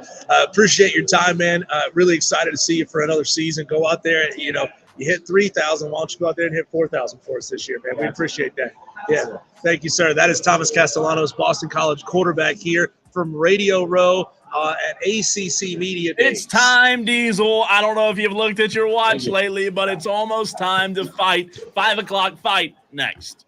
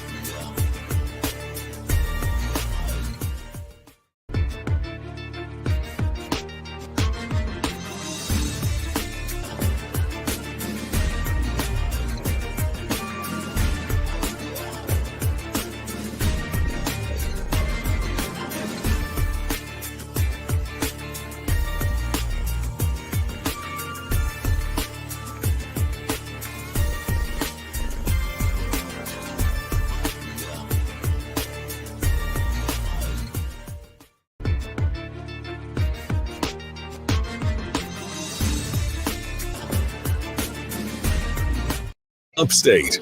Every single day on Wire to Wire, we know that you expect us to fight it out at a certain time, and it's time to do just that. I do want to let you know that Diesel is live in Charlotte at the Hilton as he is at ACC Media Day, Day 3. I am back in the Ingles Market Studios in North Carolina. I'm in South Carolina, and we know that we have one more day of Media Day tomorrow. However, Diesel and I will not be there. Hate to be the bearer of bad news, but we'll have some Dabo coverage for you. Well, Diesel will, not we, because I leave today. I'm gone. Yeah, it's for good reason, Cole, because as we start our show here at 3 o'clock, Media Days is done. That's true. Right? Everybody shows up for Dabo Swinney. They get some fantastic audio, and it's buzzing as Clemson players are made available, and then everyone skedaddles. They get on out of here. So we've heard from our colleagues who have done this in the past, who sit on Radio Row at these events and say, if you're doing afternoon drive radio from ACC Media Days, you're going to be all alone. Yeah, just like because Robin. everyone takes off. That's true. That's true. So we'll have coverage. Diesel will have coverage and some Clemson comments. I'm sure Dabo Swinney will say something that makes someone mad, because every time Dabo talks, somebody gets mad. Today's my last day with you until not this Monday, but the next Monday. I'm leaving out of the country tomorrow morning. So Diesel will be riding solo, and we'll also have some other guests filling in as well. I know Carlos Diesel is hopping in with you. Carlos, no stranger of the Fan Upstate. Yes, sir. The audience here loves Carlos, probably more than they like you or I. Man, right? So Carlos, special guest appearance. Celebrity shot Carlos Ortiz will be joining us on Wire to Wire. His first appearance ever on Wire to Wire. How about that? That is awesome. All right, let's get it started. It's an all-out slugfest, and nobody's leaving unscathed. 3 topics, 1 winner. It's the 5 o'clock fight on Wire to Wire with Diesel and Cole Bryson on the Fan Upstate. So if you're new to the show, I want to let you know of a couple of things. Number one, we call you, our listeners, Tolos, T-O-L-O. That stands for turn it on, leave it on. Our Tolos already know that. So we will continue to call you the Tolos. We want you, the Tolos, to get your phones out as long as you're not driving. Get ready. Get that 71307 plugged in on your text line, because you're going to need it whenever you do text. Start your text with the word fan. You can also chat on the stream. The chat is live right now. JB, a lot of others in the chat as we speak. You can leave your vote for the 5 o'clock fight there as well. So many ways to get in touch with us. And it's now time for all righty, Diesel. 2024 ACC standings. We've talked about ACC a lot this week because we've been at ACC Media Days. You're there now. And the question, round 1, we know that there's a big rivalry between Duke and North Carolina in the ACC. We know that NC State's probably going to finish ahead of both of them. But when it pertains to Duke and North Carolina, in your opinion, who finishes higher in the 2024 ACC standings? Oh, well, that's pretty easy. It's going to be the North Carolina Tar Heels. They have more talent returning than Duke does. And Duke lost a lot of guys. They've got continuity at the head coaching position. They've got continuity at their coordinator position. Sure, they are. They're going to be without Drake May, but I think North Carolina is just better set up to continue what was not a phenomenal 2023 season, but Max Johnson's coming back with 1,400 yards, and he wasn't even the starter last year. Isn't that crazy? They're starting a senior quarterback, 6'5", 225. The dude is massive, right? So I think they're just going to be set up just a little bit better. The guy that's got some SEC experience coming out of LSU and Texas A&M, they're just in a better spot, basically. I think you are wrong in round 1, as you can imagine. Duke, I think Duke will finish higher. I think North Carolina Diesel is going to take a hard hit when losing Drake May. Replacing that production is ultimately what I think will be the heel, if you will, for North Carolina. I think it's what hurts them. And I think that Duke has so many options on offense, at quarterback especially. Henry Bellin, the third. Guess what? They've got him. They've got Grayson Loftus, who was at Media Day. Those two will be fighting it out for the starting job. You bring in Manny Diaz, and I know you lost to Mike Elko, but Manny Diaz has certainly seen his time in the ACC, certainly seen his time in other conferences and other programs, put in his time, has paid his dues, and I do think Duke will finish higher this year than North Carolina in the ACC standing. So I'm going with the Blue Devils. Don't record that because I'll never say that again, Diesel. But it's time for this one, man. This one's like torture. I'm sorry that I have to ask you this question, but I do. This one's fun. This one is it's interesting to say the least. Diesel, if you were a beat writer, okay, you're on the beat, you're writing every day, you're covering the games, you're in the know. You have two options to take this job as a beat writer. And hate to tell you, but neither football program is worth a you-know-what. Boston College or Vanderbilt. You get to pick where you are a beat writer at, but those are the only two options. Because Bill O'Brien. Oh, yeah. Okay. He's right there. He's huge and he's scary. But the answer is Vanderbilt. No. Clearly, the answer is Vanderbilt, right? You're in a fun city, number one. So you're living there. You're having yourself some fun. Number two, even though you're writing about Vanderbilt football as your main beat, you are also talking about the best of the best football around. Right? So you're talking about Georgia. You're talking about Alabama. I mean, I'm just thinking of ways to cover Vandy and say, well, clearly Georgia is better than Alabama because they beat our asses by 40 when Alabama could only beat us by 35. You know, so I mean, you gotta have some fun with it in whatever ways you can, because both of those are very tough beats. But give me Vandy. Diesel, you couldn't be more wrong in any 5 o'clock fight. There's no way. If you're a beat writer watching those beat downs every week, like, you never win. Yeah, you get to write about a new football stadium right now.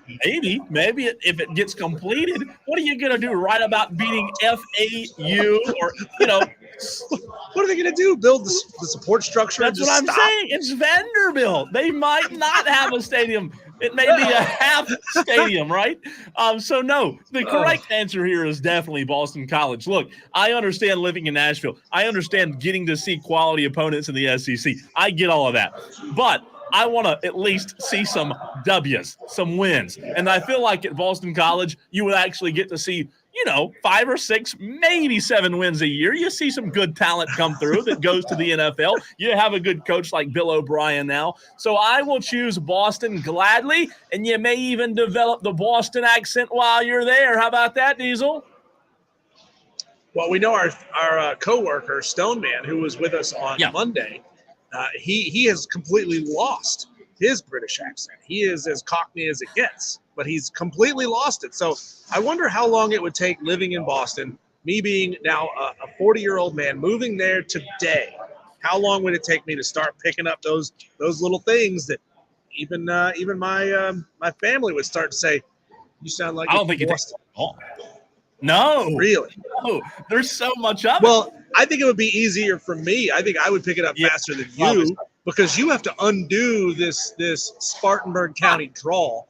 Me, on the other hand, having spent 20 years in radio trying to get rid of my North Carolina twang, I think I'm kind of a blank slate. A blank slate. It's easier. It's easier for Diesel, he says. It might be. You might be right. All right. It's one more round that you can vote on. There's one more. If you're on the fence right now, it's time for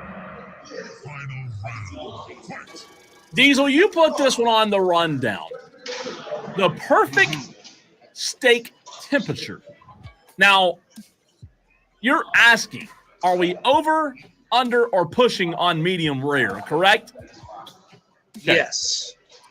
Yes, and I am pushing on medium rare because I'm telling you that medium rare is the only acceptable steak temperature. Less than that is still mooing. More than that is just going to take up space in a trash can. On the trash can part. Yeah, we were, Ashley and I, see, my wife's great. She was like, you had a rough day. Let's go get a steak for dinner last night. So we go out and get a steak, and we both ordered it medium rare. Both of them came back well done. And we said, make it again. They were well done? That's not even close. Well done. Oh, and the sad part is cold. I won't reveal the restaurant because that's not nice. But she got a slice of prime rib, and this was a huge slice of prime rib. Like every bit of an inch and a half thick slice of prime rib. They cooked it well done, and it was the last piece of prime rib. They ruined the last piece of What prime have I rib. told you about going to Waffle House and ordering steaks? I've told you to quit doing that, Diesel. A Waffle House chef would have cooked it better. I'm going to be real with you. Oh, that's brutal. But medium rare is the perfect steak temperature. Nothing above, nothing below. Medium rare is very, very good. However, sometimes when I order medium rare, it comes out medium or medium well. And I do not like the medium well. I do not want any when you cut that steak, I don't want just a light pink center. No. I go under. I have got to have, I'm not saying I want the blood and the cow still mooing, but I've got to have more pink Diesel. I cannot stand to order a steak and it be overcooked. It's tough. It's like chewing leather. Absolutely not. I'll take my chances. I'd rather drink the blood from the cow than eat the leather. So I'll go under for round 3. Can we make that a promo where Cole Bryson on July 24th at 5:12 p.m. said, give me more of that pink Diesel? Those are the words that came out of your mouth. I'm not going to lie. They did. They did. So just a quick recap. If you just tuned into the 5 o'clock fight and you're trying to figure out what the heck's going on with pink and the round 3. Well, I'll tell you, round 1 was who finishes higher in the ACC in 2024. Diesel says North Carolina does. I say Duke finishes higher. Round 2. If you had a job as a beat writer, your only 2 options were to cover Boston College football or Vanderbilt football. Who do you pick? Diesel says, give him Vandy. I say, no way. Give me Boston College. I want to at least win a couple of games. And then the final round is over, under, or push on the perfect steak temperature, medium rare. Diesel says, push. That's exactly how he wants it. I'm fine with medium rare. However, I say under because 9 times out of 10, to your story last night, Diesel, you don't always get what you order, and I hate getting an overcooked steak. I hate it. So I'm going to say something here that may get my food spit in restaurants all over the upstate. The hell are you line cooks doing? Like, it's not that hard to cook a steak to the right temperature, especially when there's an invention called a sous vide that all restaurants use. All of you use it. It heats up. You put it in a bag. You put that bag in warm water, and it heats it up to the exact temperature that you want it, and it keeps it there. Like, they got like 10 of these things going, right? Where they got steaks, and this one cooked to medium to rare, and this one's medium rare. Then these are medium, and then they just throw it on the grill to get a sear on both sides. Yet somehow it always, no matter where you go, you can go to a nice restaurant, and they'll still cook it 2 shades darker than it's supposed to be. Like, what are you guys doing? What are you doing? Who's teaching you how to grill a steak? So I agree with you. I understand that a steak is super delicate in the way it should be cooked because when I order it medium rare, I want it medium rare. However, I do think if I were to argue on the side of those line cooks, I do think steak's the hardest meat when you have a large quantity of meats, right? Controlling, let's say, I don't know how big of a steakhouse you went to. Let's say there's 10 steaks on there at a time. Controlling more than one is challenging. But to your point, that's what they get paid to do. That's what they get paid to do. Right. That's what you get paid for. And if you can't do it, you are costing your company money. Here's another question, Cole. This is a rogue off-road question from the 5 o'clock fight. Are you willing to send food back, guy? Ooh. because that's what I always like. We are of the generation from the movie Waiting where we learned if you send your food back, it will get messed You know up. what? Normally, no. I'm glad you brought it up. Normally, I say, no, I'm not going to send it back. The only way I send it back is if there's a hair in the food, right? That's a no doubter for me. A hair, it's going back. I'm probably leaving. I know it happens. Everybody has hair. Heck, I sit right here in the big chair in the studio, and there's hair everywhere because I don't know if you know this or not. That's Lonzo gross. has long hair. I mean, there's hair. I wouldn't tell the audience hair. that. Every day I see Lonzo's hair. That's the reality. So in restaurants, people have long hair, and it happens. I understand that. But if hair goes in the food, I'm sending it back. Diesel, however, I hate being that guy. I try to do it as little as possible. I think there's a dollar figure in mind. Like if it's a $30 entree or more, wire. Send it back. $30. It's a lot of money, right? What's your name? You're not going to get me to pay $30, $40, $50 for a nice steak, right? For a nice steak. If it's burnt. No, that's a good point. Like I ain't doing it, right? I am not dropping my hard-earned $50 on a steak that you have. Yeah, the money definitely. That's a good point. Anything less than that, it's like it's a $15 cheeseburger. Don't worry about it, man. Sure. It's a cheeseburger. Terry Diesel wants to chime in on the steak conversation. Terry, who's right? Who's wrong here? Gentlemen, Cole, you are correct, 100%. Better undercooked than overcooked. Diesel, I love you, brother, being from Hickory. But here's the bottom line. Wherever you go to get a steak, it needs to be temperature monitored. That determines what the doneness is of the steak. Secondly, as a plumber, I do a lot of work, and I'm not going to mention anybody's name and give free advertising, in some high-end steakhouses. The ones that are high-end do not do sous vide. They do actual on-grilling of the steak. So just wanted to throw that out, gentlemen. Terry, appreciate the phone call, man. Good to hear from you. Anytime. Thank you. When Terry started talking about the plumbing at steakhouses, I thought he was going to go a completely different direction. Never knew where that was going to go. I thought he was going to say the steakhouses that refuse to cook anything past medium rare are the ones that I have to come out and unclog the toilets more often. We appreciate the phone call, Terry. 844-FAN-PHONE. Terry? That's the way you can get in touch with the show. That's 844-326-3663. Phone lines are open. We appreciate the phone call there on the high end. I think the problem with, what is it, sous vide? Is that what it's called, Diesel?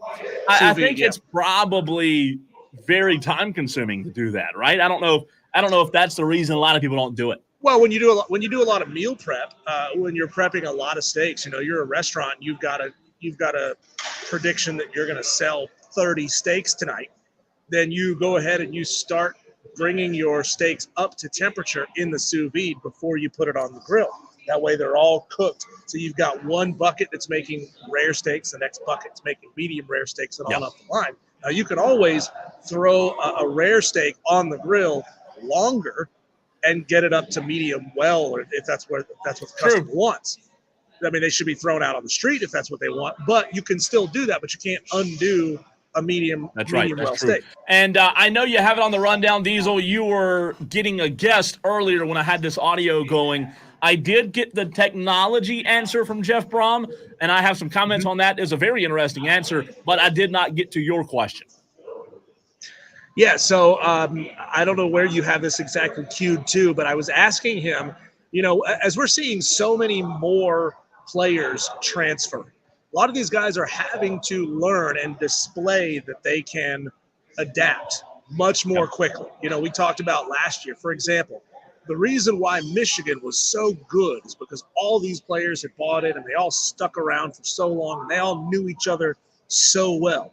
Well, that's not the case for most college football teams. There's a lot of transfers going in and out. So I was asking Coach Brom if he could let me in on just what he thinks about players and their ability to adapt to new teammates around them. And it's a fascinating piece of audio. I want to get it to you. And Diesel did, as he said, ask Jeff Brom that question. You'll hear it next.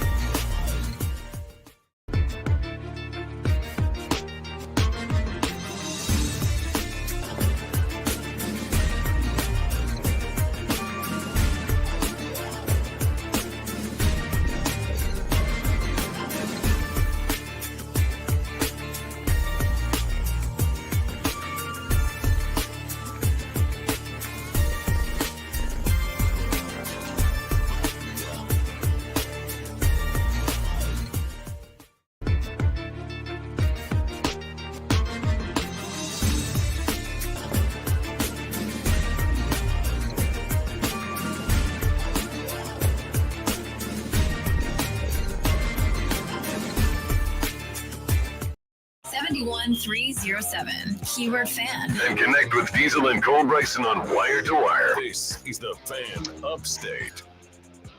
I think the stream has fallen asleep, Cole, because the text line is absolutely crushing them when it comes to results of the 5 o'clock fight, which we didn't get to. Oh. Yeah, they're all gone. They must all be on the text line today. They must have all migrated. You never know. It happens. Yeah, it happens.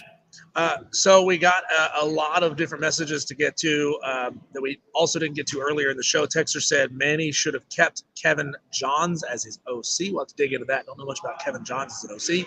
Texter says spying is internationally illegal. No drones about it. That's got it. Trey from Kentucky. Another texter says one big key is ESPN can opt out in 2027. Yes, that is true. They could pull the plug on the whole deal in 2027, just 3 years from now. Texter says, I was just wondering where Carlos with a K has been. Well, Carlos with a K has been in New York City, which is where he's from. All right, now we get to the actual results of the 5 o'clock fight. Texter just says, Cole sweeps. Okay. Easy money. Let's see here. Another texter says, Diesel, 2 years to sound like you are a New Englander. So Texter says, in 2 years' time, I would sound like a New Englander. Yeah. Really? Let's see here. Texter says, okay, now we get into some real votes. Texter says, Diesel wins round 1. UNC definitely over Duke this year in football. Diesel wins round 2 as well. Fun city it is. He's talking about Nashville. And wow, clean sweep, medium rare it is. Diesel with so the Colt sweep text didn't count as a real vote. Oh, come on. Why is that? That he says. He says. Well, let's see. Diesel wipes Cole off the pavement today. What a job! That comes from Bullwinkle. Good job, Bullwinkle. You received that check from Diesel, right? G says Diesel wins round 1. Cole wins round 2 and 3. So, okay, this is good.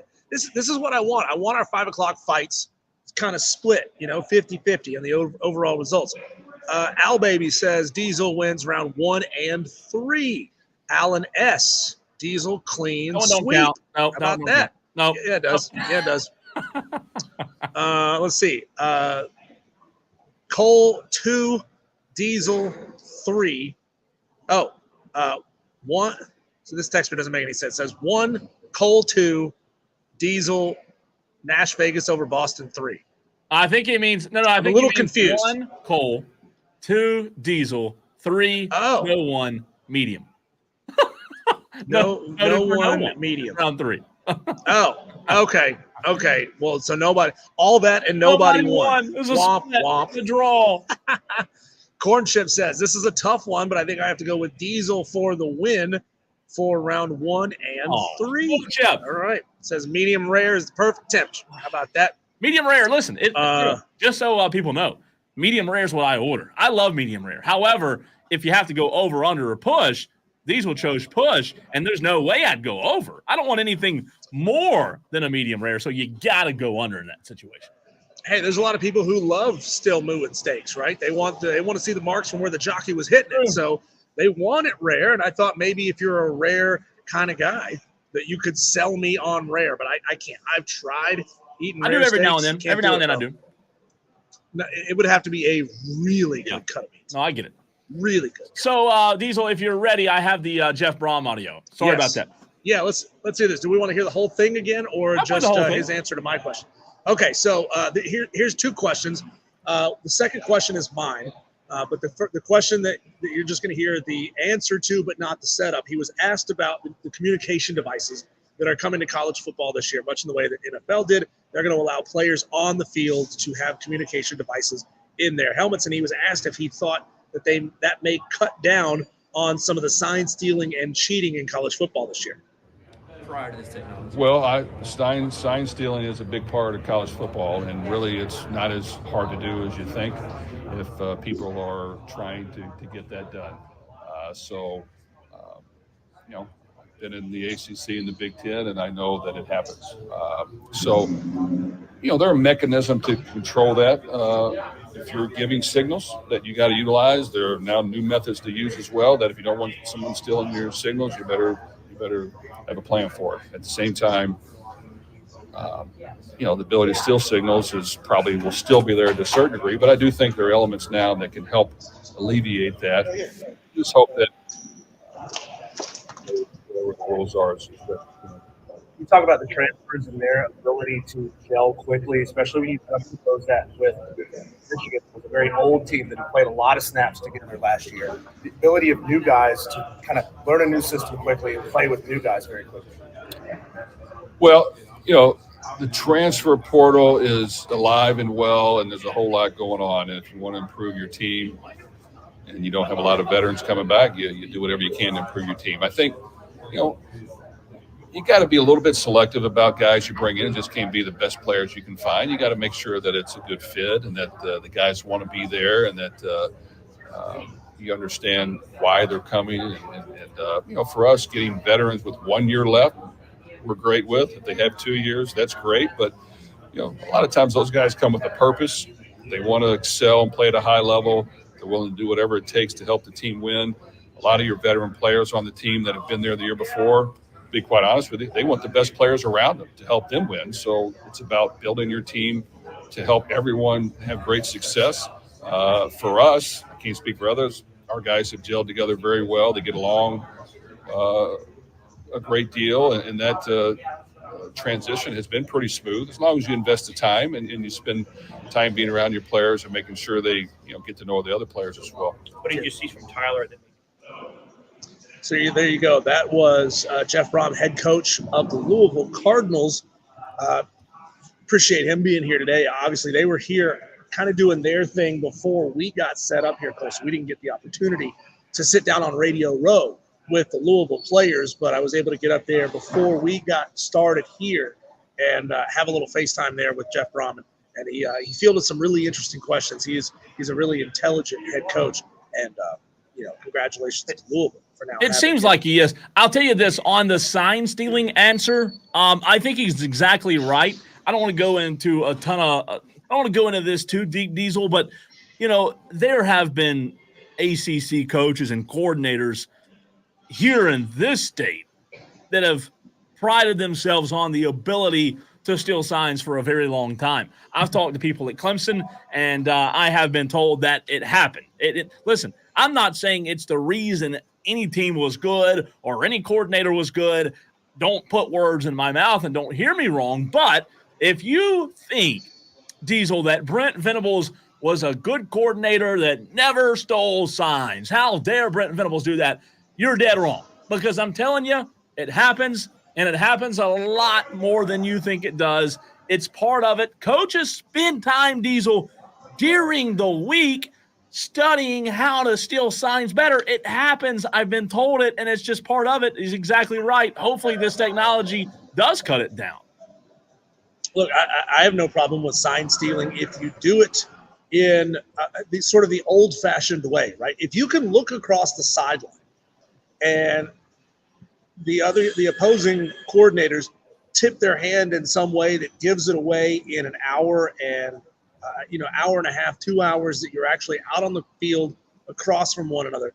If you can figure out what they're doing in that amount of time while you're also doing your job, I got no problem with that, right? I mean, there's a reason why in baseball they change their signs every couple of weeks, because they know that people are studying their signs.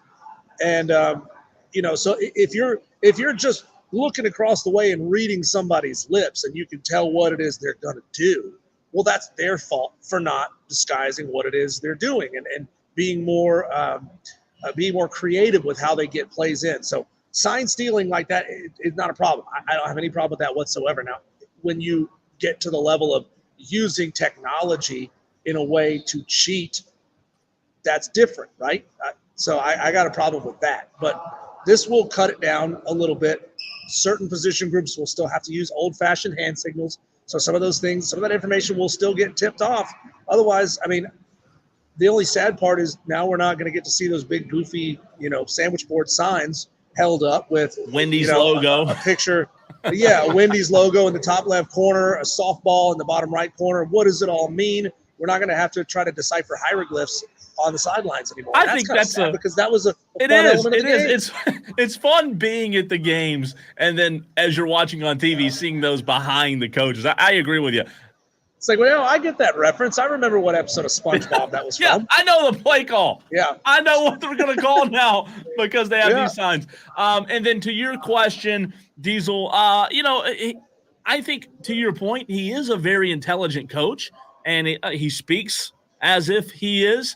I don't know that Louisville's going to be anything that they were when Lamar was there. And let's be honest, Lamar's not walking through that door anytime soon.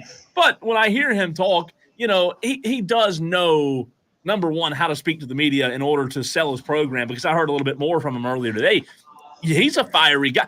Like the Louisville fans should love Jeff Brom. And as passionate as that fan base is about football, I think they will. It's just a matter of can they compete in the ACC consistently. Yeah, I mean, Louisville, I don't know if they still have their affiliation with Papa John's Pizza. I know that was the name of their stadium for a while. Apologies for not being super up on who is spending money with Louisville football. But they've always had money, right? And all it takes is that right NIL deal that gets the right quarterback that can pop at Louisville, and they could go on another run, right, and have another magical season. And then can they spend enough money to keep him on campus? Louisville's always going to be one of those programs that's just a little bit behind everyone Which, by else, the way, Diesel, right? it's L&N Federal Credit Union Stadium now. No Oh, Papa John's. So it's a bank now. It's a bank stadium. Not God, like, why is it that I know why it is. It's money, right? But the biggest and best programs, they all have just a simple Memorial Stadium. Doak Campbell Stadium. They named it for somebody who was at the school 50 years ago, and they're not changing it no matter how much anyone offers them. But to me, it screams small time when you have to put a sponsor's name before your South stadium. Carolina fans, though, said it was going to be New Spring Stadium in Clemson for a long time, right? That's what we were told, at least. So it is fascinating. And, Jeff Brom, Louisville, we'll see. They've got to be able to, like you said, get portal guys, and maybe the portal is one of the better things that could happen for a team like Louisville. But it's going to be a lot of fun to watch them. I just hope they can be competitive consistently. All right, coming up next, Diesel, you and I, this is an interesting question, interesting topic. We look and we try to decide who the next coach will be that leaves the ACC. We'll get to it, and your thoughts as well next.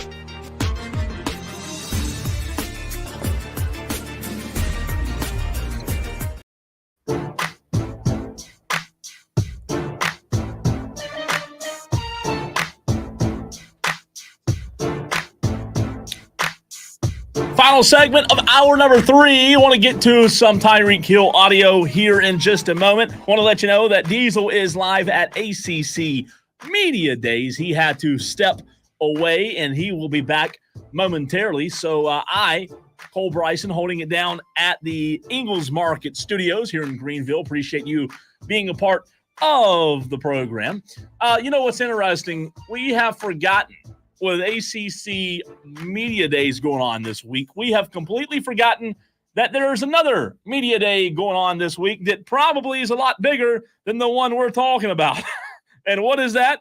That would be the Big Ten Media Days going on right now in Indianapolis. It is, in my opinion, and I think most people would agree here, a lot bigger deal that Big Ten Media Days are going on rather than ACC Media Days. You look at the teams in the Big Ten. Well, there's national draw, right? There was a picture of a duck in the river that was in Indianapolis, which, by the way, I thought was fantastic. And we're going to get into that. We might have a guest on later in the program to fill us in on what's happening at Big Ten Media Days. So many ways for you to get in touch with the show. 71307. You can start your text with the word FAN. Also, phone lines are open, 844-FAN-PHONE. That's 844-326-3663, where Rick wants to chime in. Rick, what's up, man? Rick, do we have you?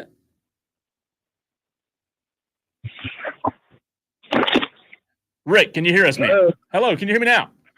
Yeah, I How can. about now? Like that old Verizon commercial, Rick. Can you hear me now? Yeah, this is Rick from Greer. What's up, Rick? Am I on the air now? You're on the air.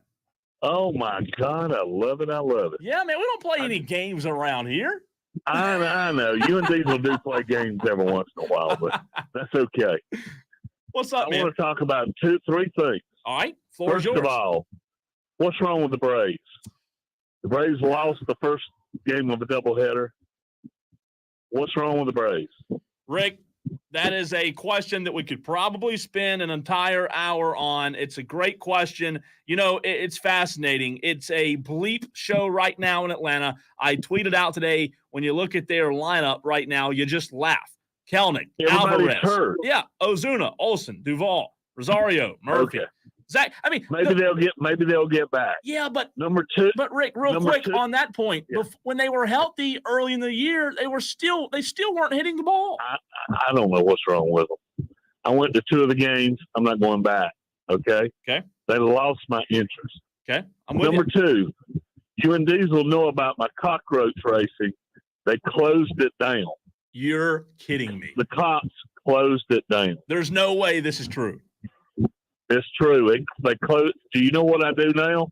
I am actually on your station. My new job is I do Wally the Walrus. You ever heard of him? I have heard of Wally the Walrus. Wally the Walrus here. I do Wally. You're a I do Wally? Wally's voice. No way. Wally's voice. I love doing it. They pay me $600 a month. Okay?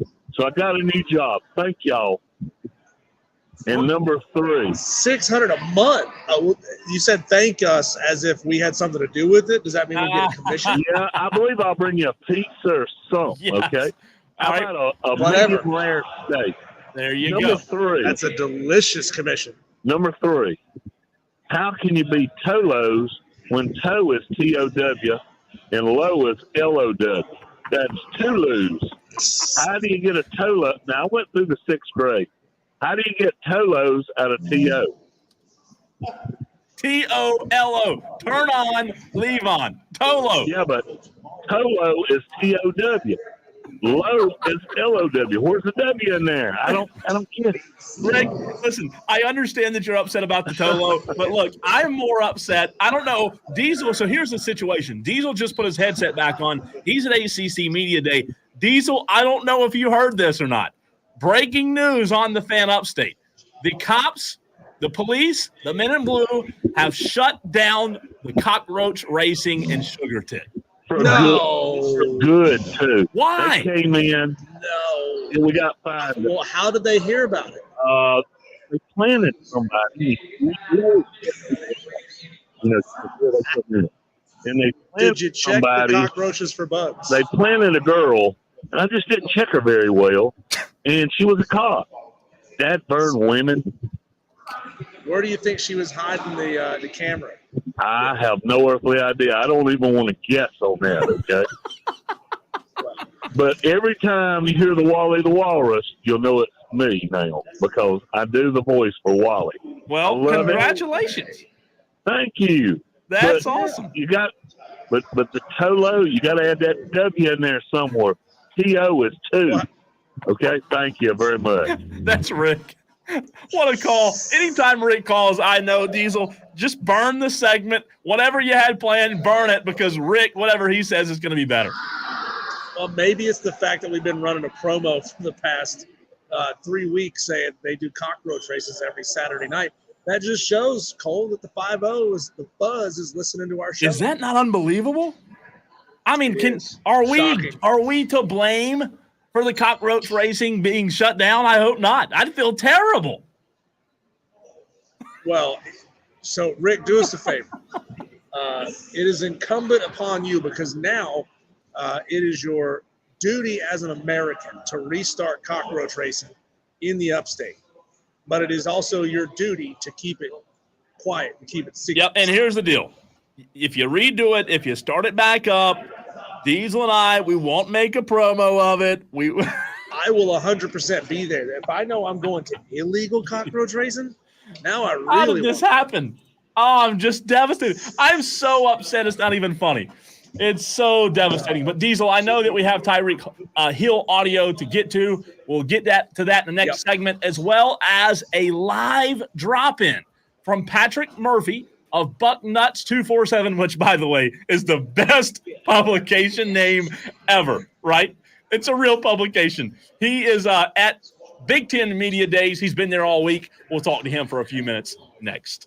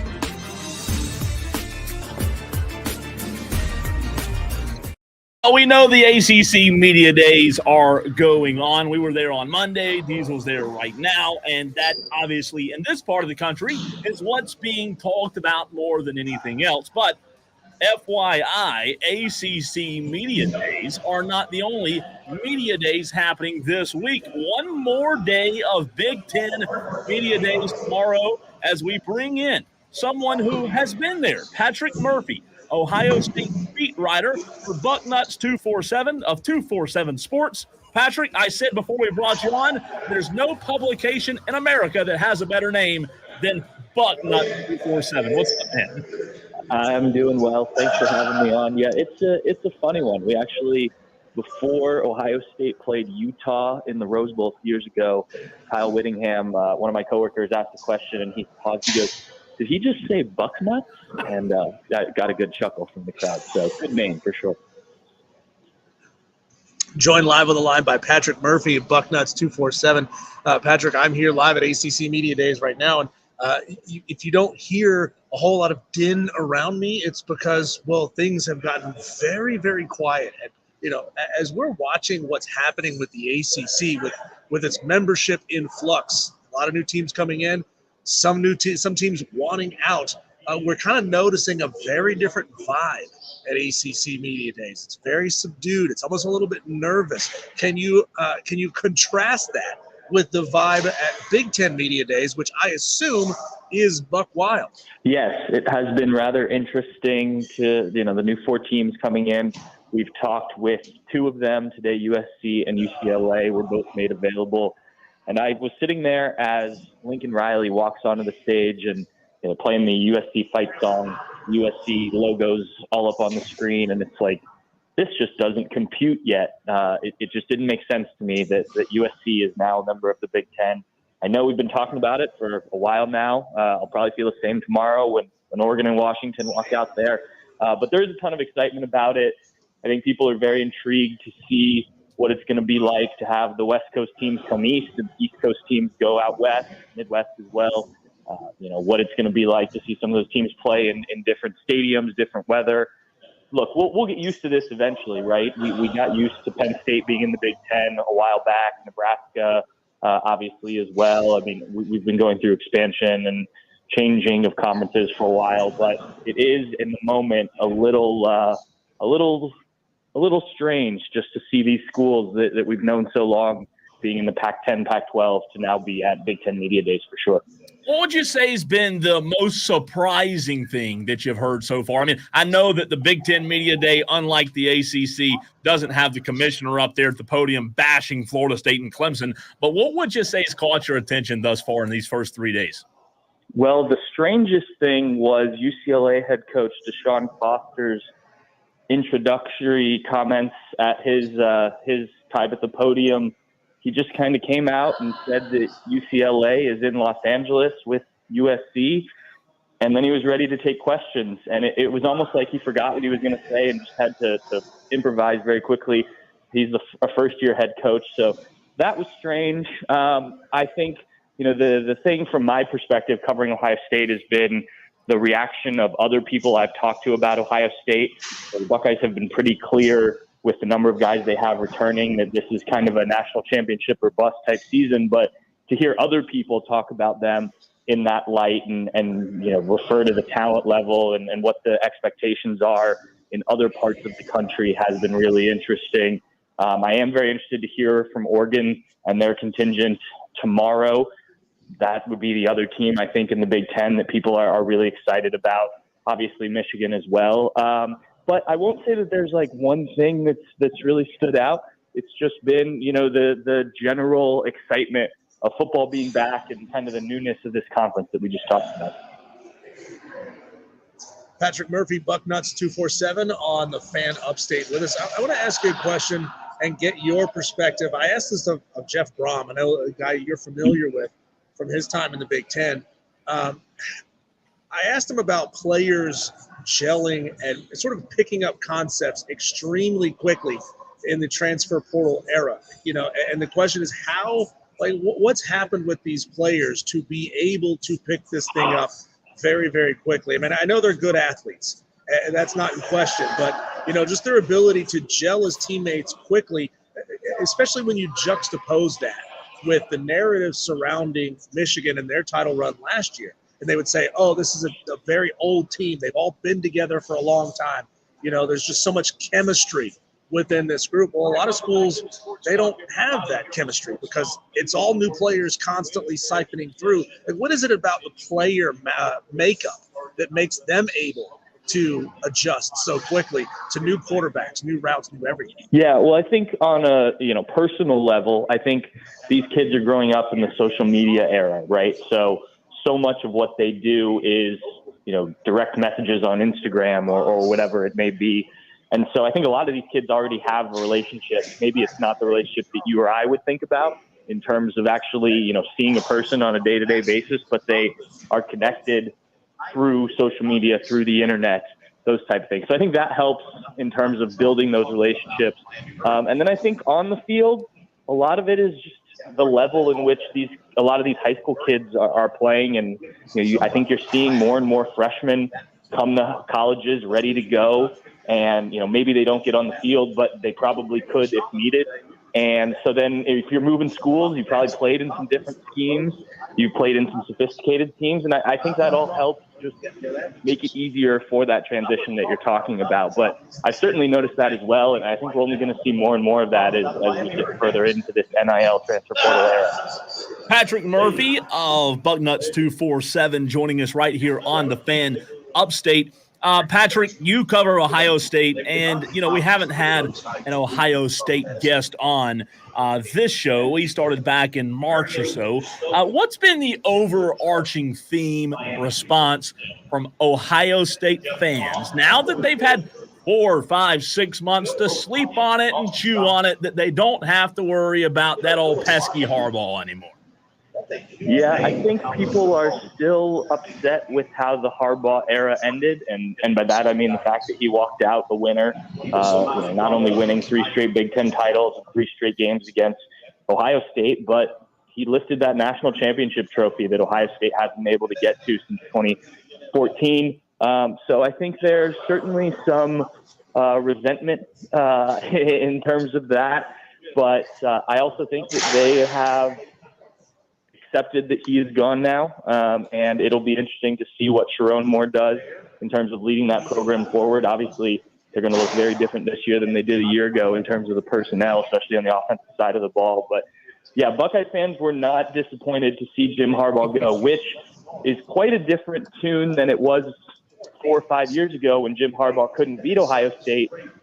There was talk of, give him a lifetime contract from the people in Columbus because he can't beat the Buckeyes. And then that narrative quickly shifted, and he obviously was able to do that. Patrick, I'm going to ask you a big question here. I know that Michigan owns the series lead by 10. Mm-hmm. You just talked about new head coach there at Michigan, Sharon Moore. By what year? Put on your prediction pants here. By what year will Ohio State take over the series lead? Yeah, if you'd asked me that 4 years ago, I probably would have said it was probably coming within the next 10 to 12 years. Now I think obviously things have balanced out a little bit more. I would say, if you get to 2040 and they have not at least closed that gap significantly, maybe by then they do jump. I think with the way Ohio State is set up now with the NIL situation, Michigan's still kind of dealing with how that's all going to work. There's an opportunity here for the Buckeyes to go on another run potentially like they did prior to this Michigan 3-game winning streak. So I could see it happening here in the next 10, 15 years. But, so much is going to change just based on what we've seen. It's so hard to predict, more than just a season or so, right? And so I'll put that number out there, but I wouldn't be surprised if something changes, and then, I'm completely wrong. Patrick, my last question for you. What do you think Buckeye fans in 2024, as the season rapidly approaches, what do you think Buckeye fans are most concerned about as of July 24th? Well, I can tell you for certain it is the offensive line for the Buckeyes because it's a constant topic of conversation on our message board, and then closely followed probably by the quarterback. But the offensive line was an issue last year. It got better throughout the season, and I think a lot of fans expected, maybe a major transfer portal addition. The Buckeyes did not do that. Instead, prioritizing kind of developing some of the guys and continuing with some of the continuity that they built up last season. But if you watch the Cotton Bowl, now I will say Ryan Day did make some changes to the offensive line that did not work, but it was a bad performance by that offensive line. It left a bad taste in everyone's mouth, and I think that would be the thing that Buckeye fans are most concerned about, potentially derailing what could be a special season otherwise. Patrick, are Buckeye fans a little disappointed in the sense that there's only one of the newbies on your schedule this year? Oregon, you face them at Autzen Stadium in Eugene, October 12th. First of all, are you going to that game? Second of all, do you think a lot of Buckeye Nation wishes they were getting some more of the new faces on the schedule this year, like they got a little bit gypped? To answer your first question, yes, the plan is I will be out there, so I'm pretty excited about that. Ohio State was supposed to play there in 2020, and that game got canceled, obviously, so we missed out on that opportunity. But, yeah, I do think that Buckeye fans would have liked, if you're going to go to Oregon, maybe have a USC or Washington come to Ohio Stadium and play there, just to have one of those big-time new team matchups. I was talking to one of our Penn State writers the other night, and I think they play 3 of the 4 teams this year. So there was certainly the possibility of being able to do it. But, yeah, the way the schedule worked out, it's just one, and I guess you get what you got. But yes, I do think that there's probably a little bit of disappointment in that. Hey, Patrick, great stuff, man. We appreciate you hopping on with us live from Big Ten Media Days last minute. Good information, and look, let's do it again soon. All right, sounds good. Thanks, guys. Absolutely. That is Patrick Murphy of Buck Nuts 247 of 247 Sports. Again, no publication in America Diesel can compare with Buck Nuts 247. That's great. Yeah, I can't. I'm just trying to imagine right off the top of my head who could even come close to having a publication name. Like, who has the opportunity to have a publication name as good as that? I can't. South Carolina has an opportunity, but we'll see. Oh, that's true. That's Oregon State certainly has one. True. Beaver Bus or something like that. That'd be fun. Cole, I do want to get to this really quickly. We have some audio here from Tyreek Hill. This leads into a conversation about wide receivers in college football, but I just found this too fascinating not to bring up. Here's Tyreek Hill talking about his quest for 2,000 yards last year and how he felt maybe his demeanor around it hurt him. I will say for me, man, last year is last year. Obviously, it was great for me to come out and say, XYZ, I want to get 2K, I want to do this and that. That'll be great. Grand scenario, that'll be great. But I feel like at the same time, I have to understand that the position that I'm in, and me being one of the leaders and just singling out, an individual goal like that, because I had time to go look at it, talk about it with my family. And it's like, that's very selfish of me, So here moving forward, individual goal I've been talking about this whole entire offseason with my teammates, with my family, is I would want us to, win a playoff game. I would love that. We're going to start with that. Then moving forward, continuing to build on that, we're going to move to the Super Bowl. So just one step at a time. If I'm able to, help this team, do something special as a team goal, I would definitely count that as an individual goal as my own. And that'll feel good. That'll be something. So I find that fascinating, Cole. Tyreek Hill, who has always been kind of a me first kind of guy, kind of changing his tune, right? Saying the quest for 2,000 was selfish, saying that this year it's all about the team. It's all about winning a playoff game, maybe getting to a Super Bowl. I found that really fascinating to hear somebody like Tyreek Hill actually say those words. My opinion, you can say those words when you're in Kansas City. And you have Patrick Mahomes and Kelsey, but when you're in Miami, things are a little different. You have to focus on the team a little more and maybe, like you said, winning a actual playoff game. So, Cole, I wanted to turn that and look at college wide receivers. There were only 2 wide receivers in college football last year that had over 1,500 yards. Rome Odunze from Washington, he had 1,640, and Malik Neighbors from LSU with 1,569. Both of those guys are in the NFL now. I question, Cole. I wonder how many of these guys. I want you to give me an over/under on these 5 wide receivers, and tell me if you think they will pop 1,500 yards or not. How about this? Okay. Man, so receiver number 5. Let's start with the hardest one first. Xavier Restrepo from Miami. He had 1,000 yards last year as a slot wide receiver. Can you believe that? A slot receiver, 1,000 yards. Maybe they move him around a little bit. 3rd among returning receivers with 53 catches that went for a first down or a touchdown. Over under 1,500. I'll go just under 1,500. Diesel being a slot guy. I know he has an impact on the offense, but getting over 1,500, in my opinion, is going to be tough. Yeah, that will be really tough. I want to try to get a little info on him here. He's only 5'10", 198 pounds, but he's a sure-handed dude. And getting 1,500, I agree, that's going to be tough. How about Tez Johnson from Oregon?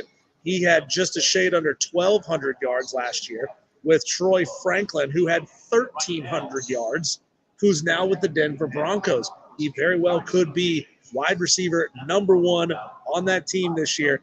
93% open target rate, just incredible at creating space. Well, you know what? Dylan Gabriel might be a guy that can help him get there, right? Bo Nix, obviously, if he was with Bo Nix, I'd say, yeah, give me 1,500. I'll go over 1,500 on this receiver for Oregon, Tez Johnson, because of Dylan Gabriel. Okay, here's one that's going to be really tough to predict, but he is getting out from underneath Marvin Harrison Jr.'s shadow. A returning senior, Emeka Egbuka, Ohio State, only had 515 yards last year. But again, he was playing under Marvin Harrison Jr., the dude that's going to get all the catches. Sure.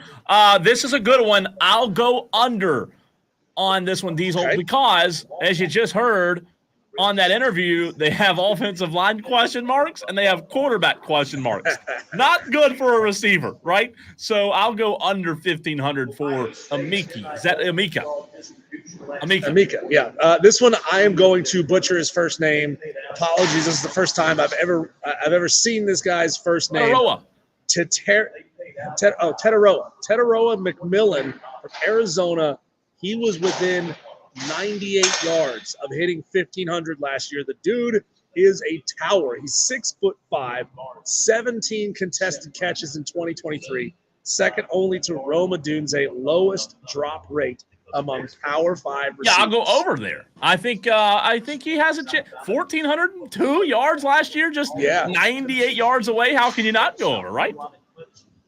I think that's a dude who he could be pushing 1,750 by the end of the year. I mean, think about it. That's only 350 more yards, and he's a senior. All right, how about Luther Burden III at Missouri? 1,200 yards last year. He's getting comparisons to Deebo Samuel. He's a little bit of a smaller guy, but he's fantastic with yards after the catch. He led all Power 5 wide receivers in yards after catch and contact and missed tackles. Luther Burden is the one of the 5 Diesel that I saw the most in 2023, and he's really good. I'm really impressed. I like him. And, yeah, getting compared to Deebo Samuel, that's pretty impressive, right? However, I think it's a good comparison. I'm going to go over again on Luther Burden III from Missouri. Their schedule, I think they have a great setup. I like Missouri to win a lot of games this year, and Luther Burden III is a big reason why.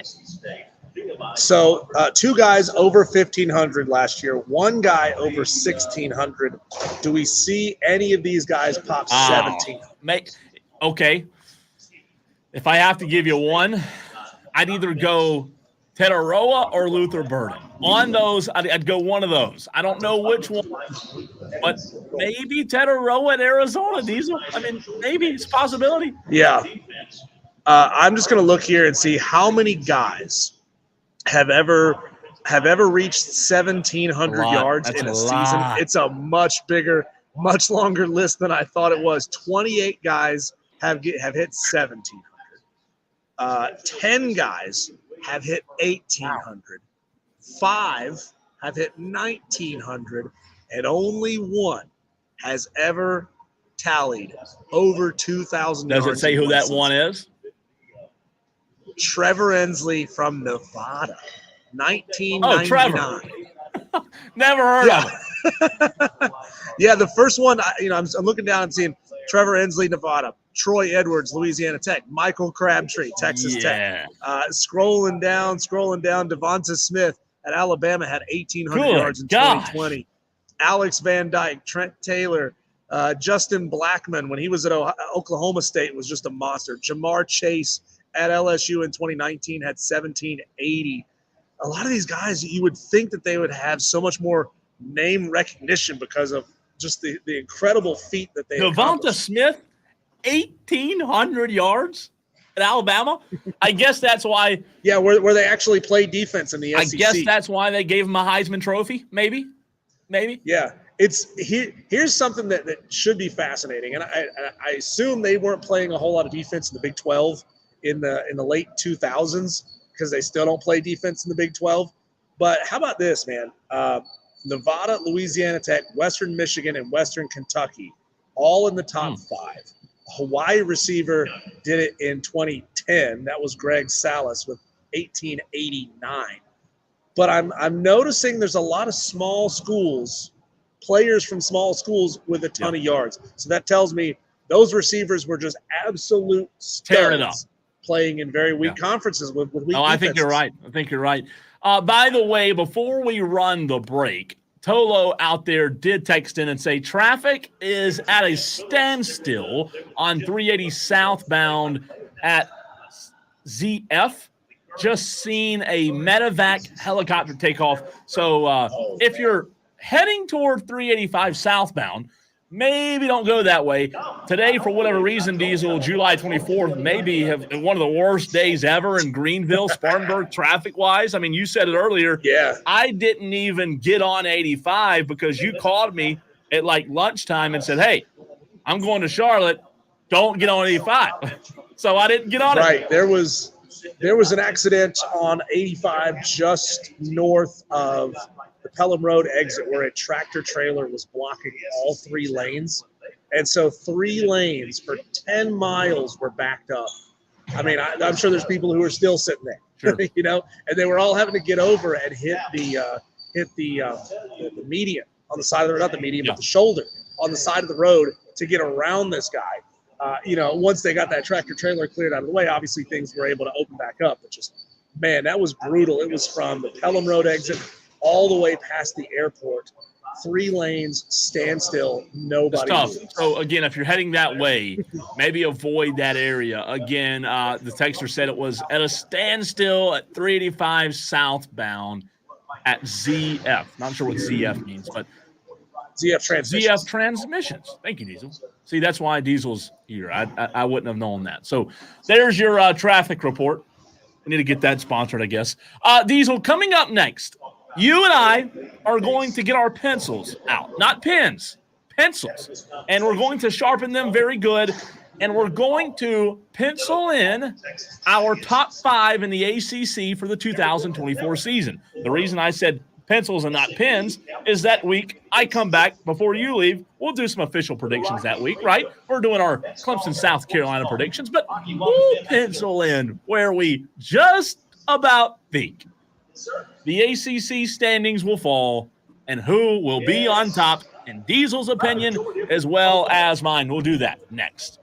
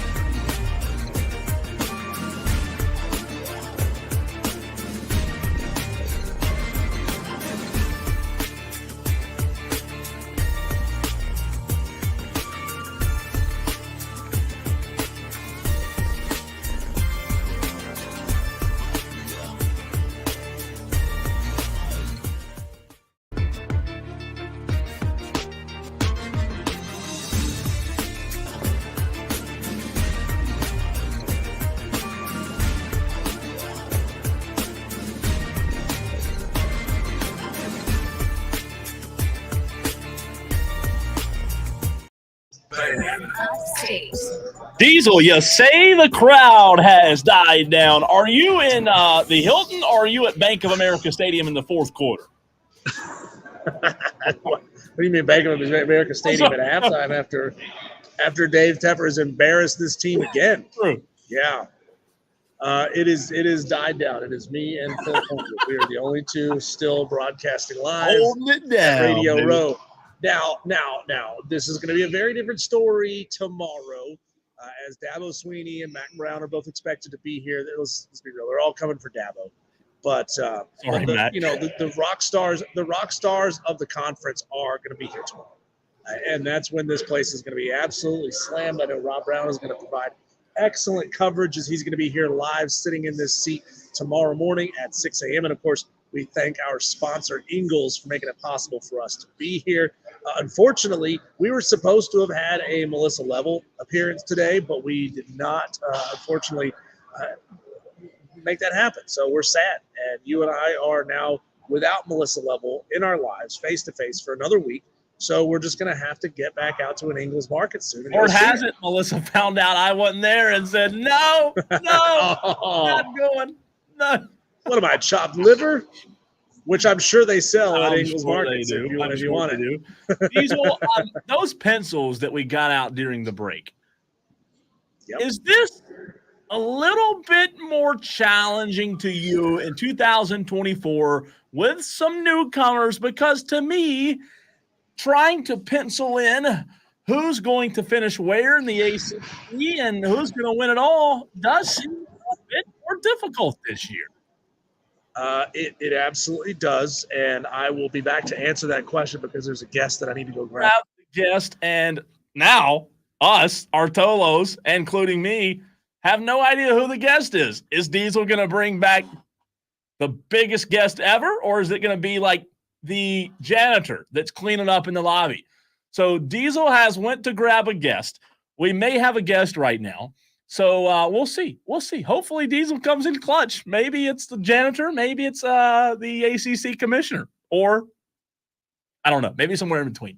We'll see, though. If he drops his headset to go get the guest, it must be a pretty big guest because it happened quick. It happened quick. We'll see. We'll see. Before we get back into that, I encourage you to watch, politics aside, I encourage you to watch, if you have any interest at all in golf, go home tonight and watch the Bryson DeChambeau versus Donald Trump match on YouTube. Diesel and I both watched it last night, separate places. We didn't have a watch party like we should have. But again, not making it about politics.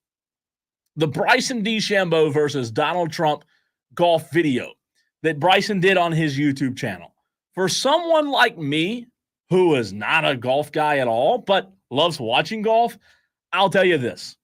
I did not know how I would feel about it. I didn't know if I would enjoy it. It was 56 minutes long. So I was a little hesitant, right? I have ADHD. I was like, oh, man, I don't know if I can do this for 56 minutes. However, I'm here to tell you, I watched all 56 minutes, and it was absolutely incredible. Absolutely incredible. They played at one of his courses, and if you haven't done so yet, I encourage you to take time and go watch it and let us know, let Diesel and I know how you enjoyed it, if you did enjoy it, or if you hated it, because I enjoyed it. I didn't think I would. So Diesel's back, and Diesel, I told our Tolos that you were on to get a guest. Number one, I told him it may be the janitor, it may be the commissioner. Not sure. Is it somewhere? Sorry, it may be been a bit of a misnomer. I wasn't getting a guest for right now. I was chasing down ESPN's Ryan McGee, who is a TRW, who is a huge deal, right? To see if we could bring him on as our weekly guest picker on the Upset Picks Challenge. And I'm thinking we got a yes. That's positive. Yeah. Was this? He says, I'd love to do it. Love to do it. And he says, unfortunately, he has to charge $10,000. So, Cole, we're going to dock that out of your pay. but we got Ryan McGee, upstate legend. Okay. Tolos earlier in the chat asking about the upset pick challenge. And here's what we're going to do. Let's pivot because you and I are good at radio, so we're going to pivot. We'll come back to the ACC. We'll come back to that. Can you, for the Tolos and for myself, can you explain, because we have a lot of new Tolos, can you explain the upset picks challenge? Because myself, I don't even know. I know the summary, but I need a little bit more details. Okay, so this is a season-long upset picking contest, right?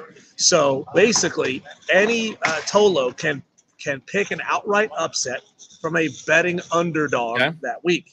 If you're looking for odds, you can only get odds on FBS v. FBS matchups. You cannot get odds on FCS matchups. So, for example, week number 0, Florida State plays Georgia Tech. Let's see, SMU plays Nevada. Who else? What's another FBS week game 0 that week? Not a ton of them. So let's just, for the sake of simplicity, let's just look at those 2 games, right? But we would normally have a full array of games. So Tolo Jim could go on ESPN.com and say, I think that Georgia Tech is going to upset Florida State. And if they do, you get currently, this is the current spread, 13 points added to your season total. That's a running tally.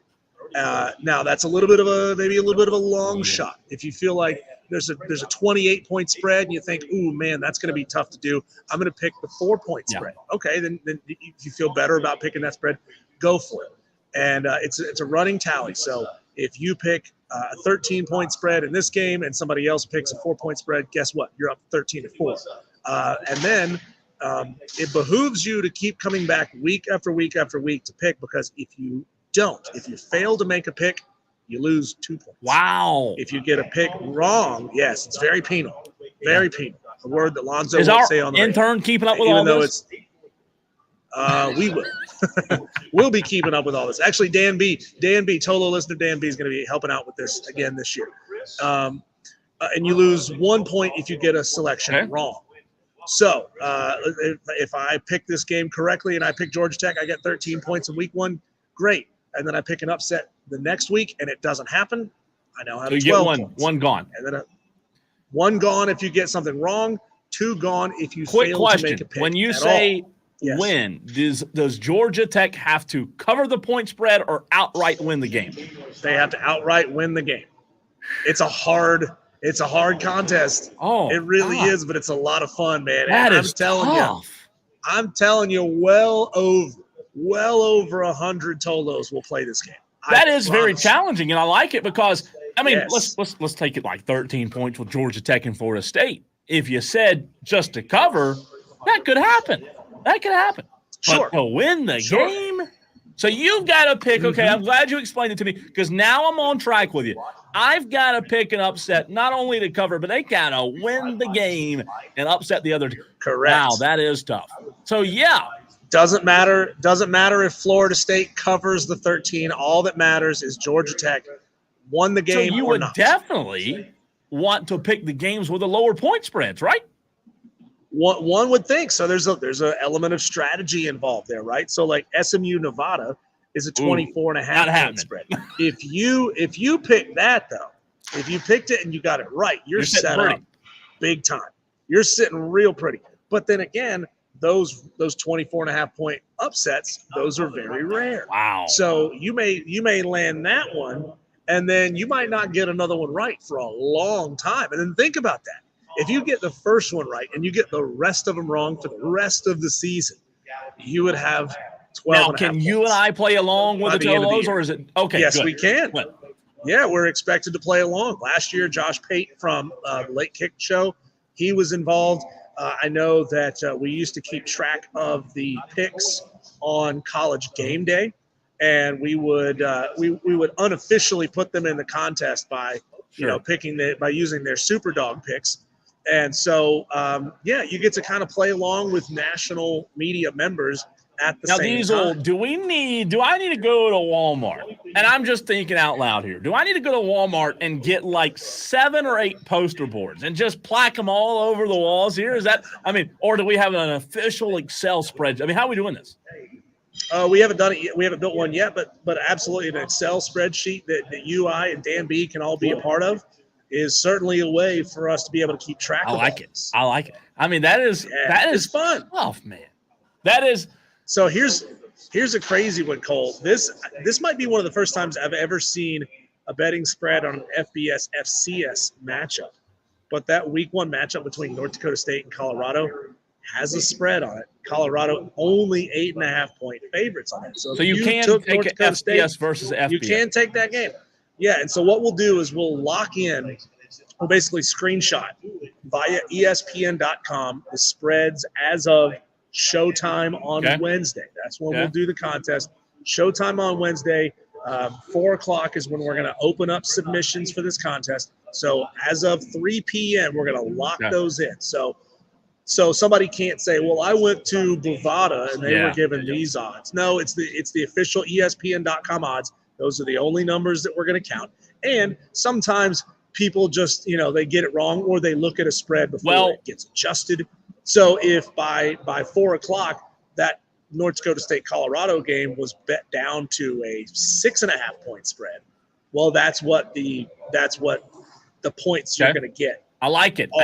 You can't get 8.5 for that game if you looked at it on July 24th and said, I want to take 8.5 in that game. Well, you don't get it. If it's 6 as of showtime on Wednesday, you get 6. I like the challenge of it. And E. Hottie on the text line says, if we doing this upset contest, I'm coming for my second title in 3 years. Don't forget this name. Is that true? I crushed it the first year I competed in this thing. I think I was top 5 or 6 out of 100 plus Tolos who were playing. And then after that, I've been on a cold streak. Last question. I've been terrible. And you go into the negatives, or what happens if you're just okay? You can't go into the negatives. No, there's no negatives. 0 is as low as you can. Okay, so I can't finish any lower than 0 is what you're saying. Yeah. What's fun is you get some people with strategy and say, you know what, I'm going to go for the 7, 8, 9 point spreads because those feel much more plausible and likely to happen. Or you can go for the Hail Marys and try to hit the home a run. couple of 20 pointers. Yeah, exactly. I like it. That's tough, but I like it. Yeah, it's going to be a lot of fun. When we come back, Cole, we're going to put a bow on ACC Media Days Part 3, and we'll get you caught up with what else is going on in the sports world with our Daily Wires next on the Fan Upstate.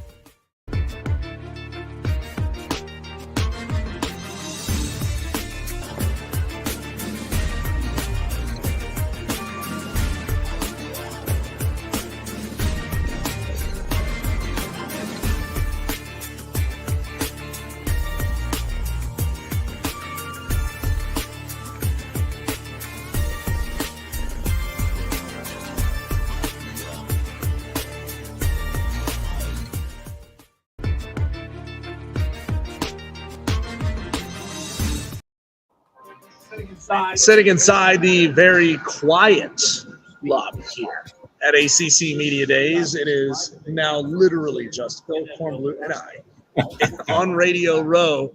Quiet here now. That's not to be it's not unexpected because it's the end of the day, right? All the big stuff happens early, but man, it's just it fascinates me that so few afternoon drive radio shows around the Charlotte area, and I'm including Greensboro and Durham and Chapel Hill and Raleigh and all that. So very few of them are here broadcasting live from ACC Media Days. So that's a little bit shocking.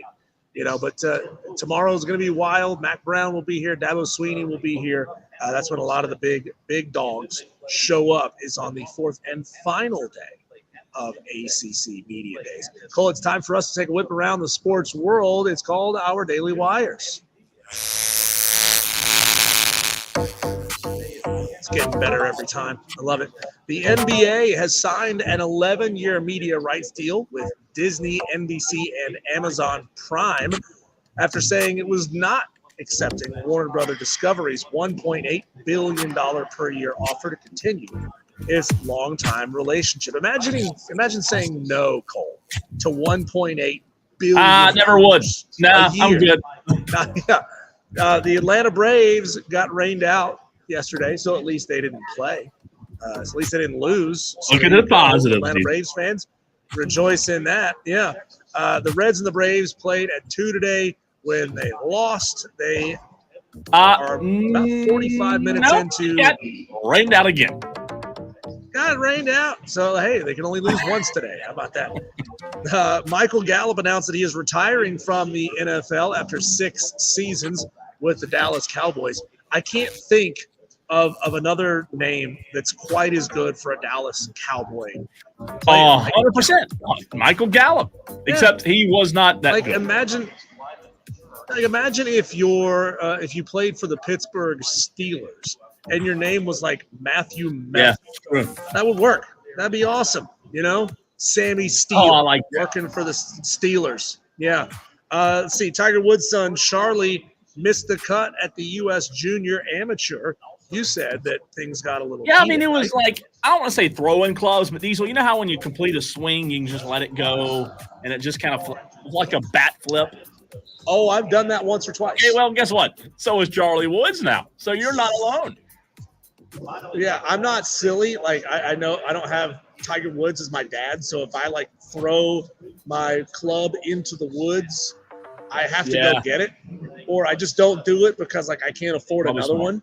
So all of a sudden, I've got a big driver-sized hole in my bag.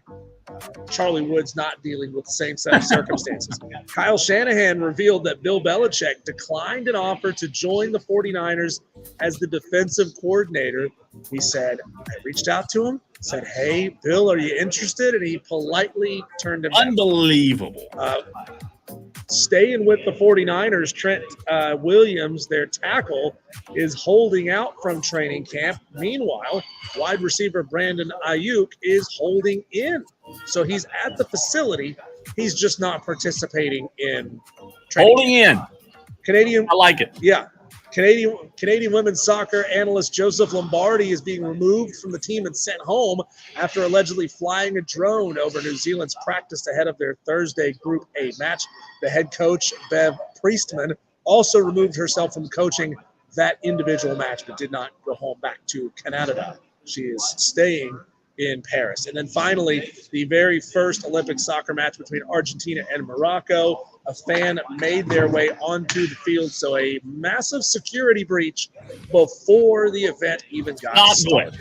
Got to say a huge thank you to Ingles Markets for sponsoring our appearance here today. We got one more to go, and Rob Brown is going to be here tomorrow, getting you all that sweet, sweet Dabo coverage. It's Wire to Wire on Fan Upstate.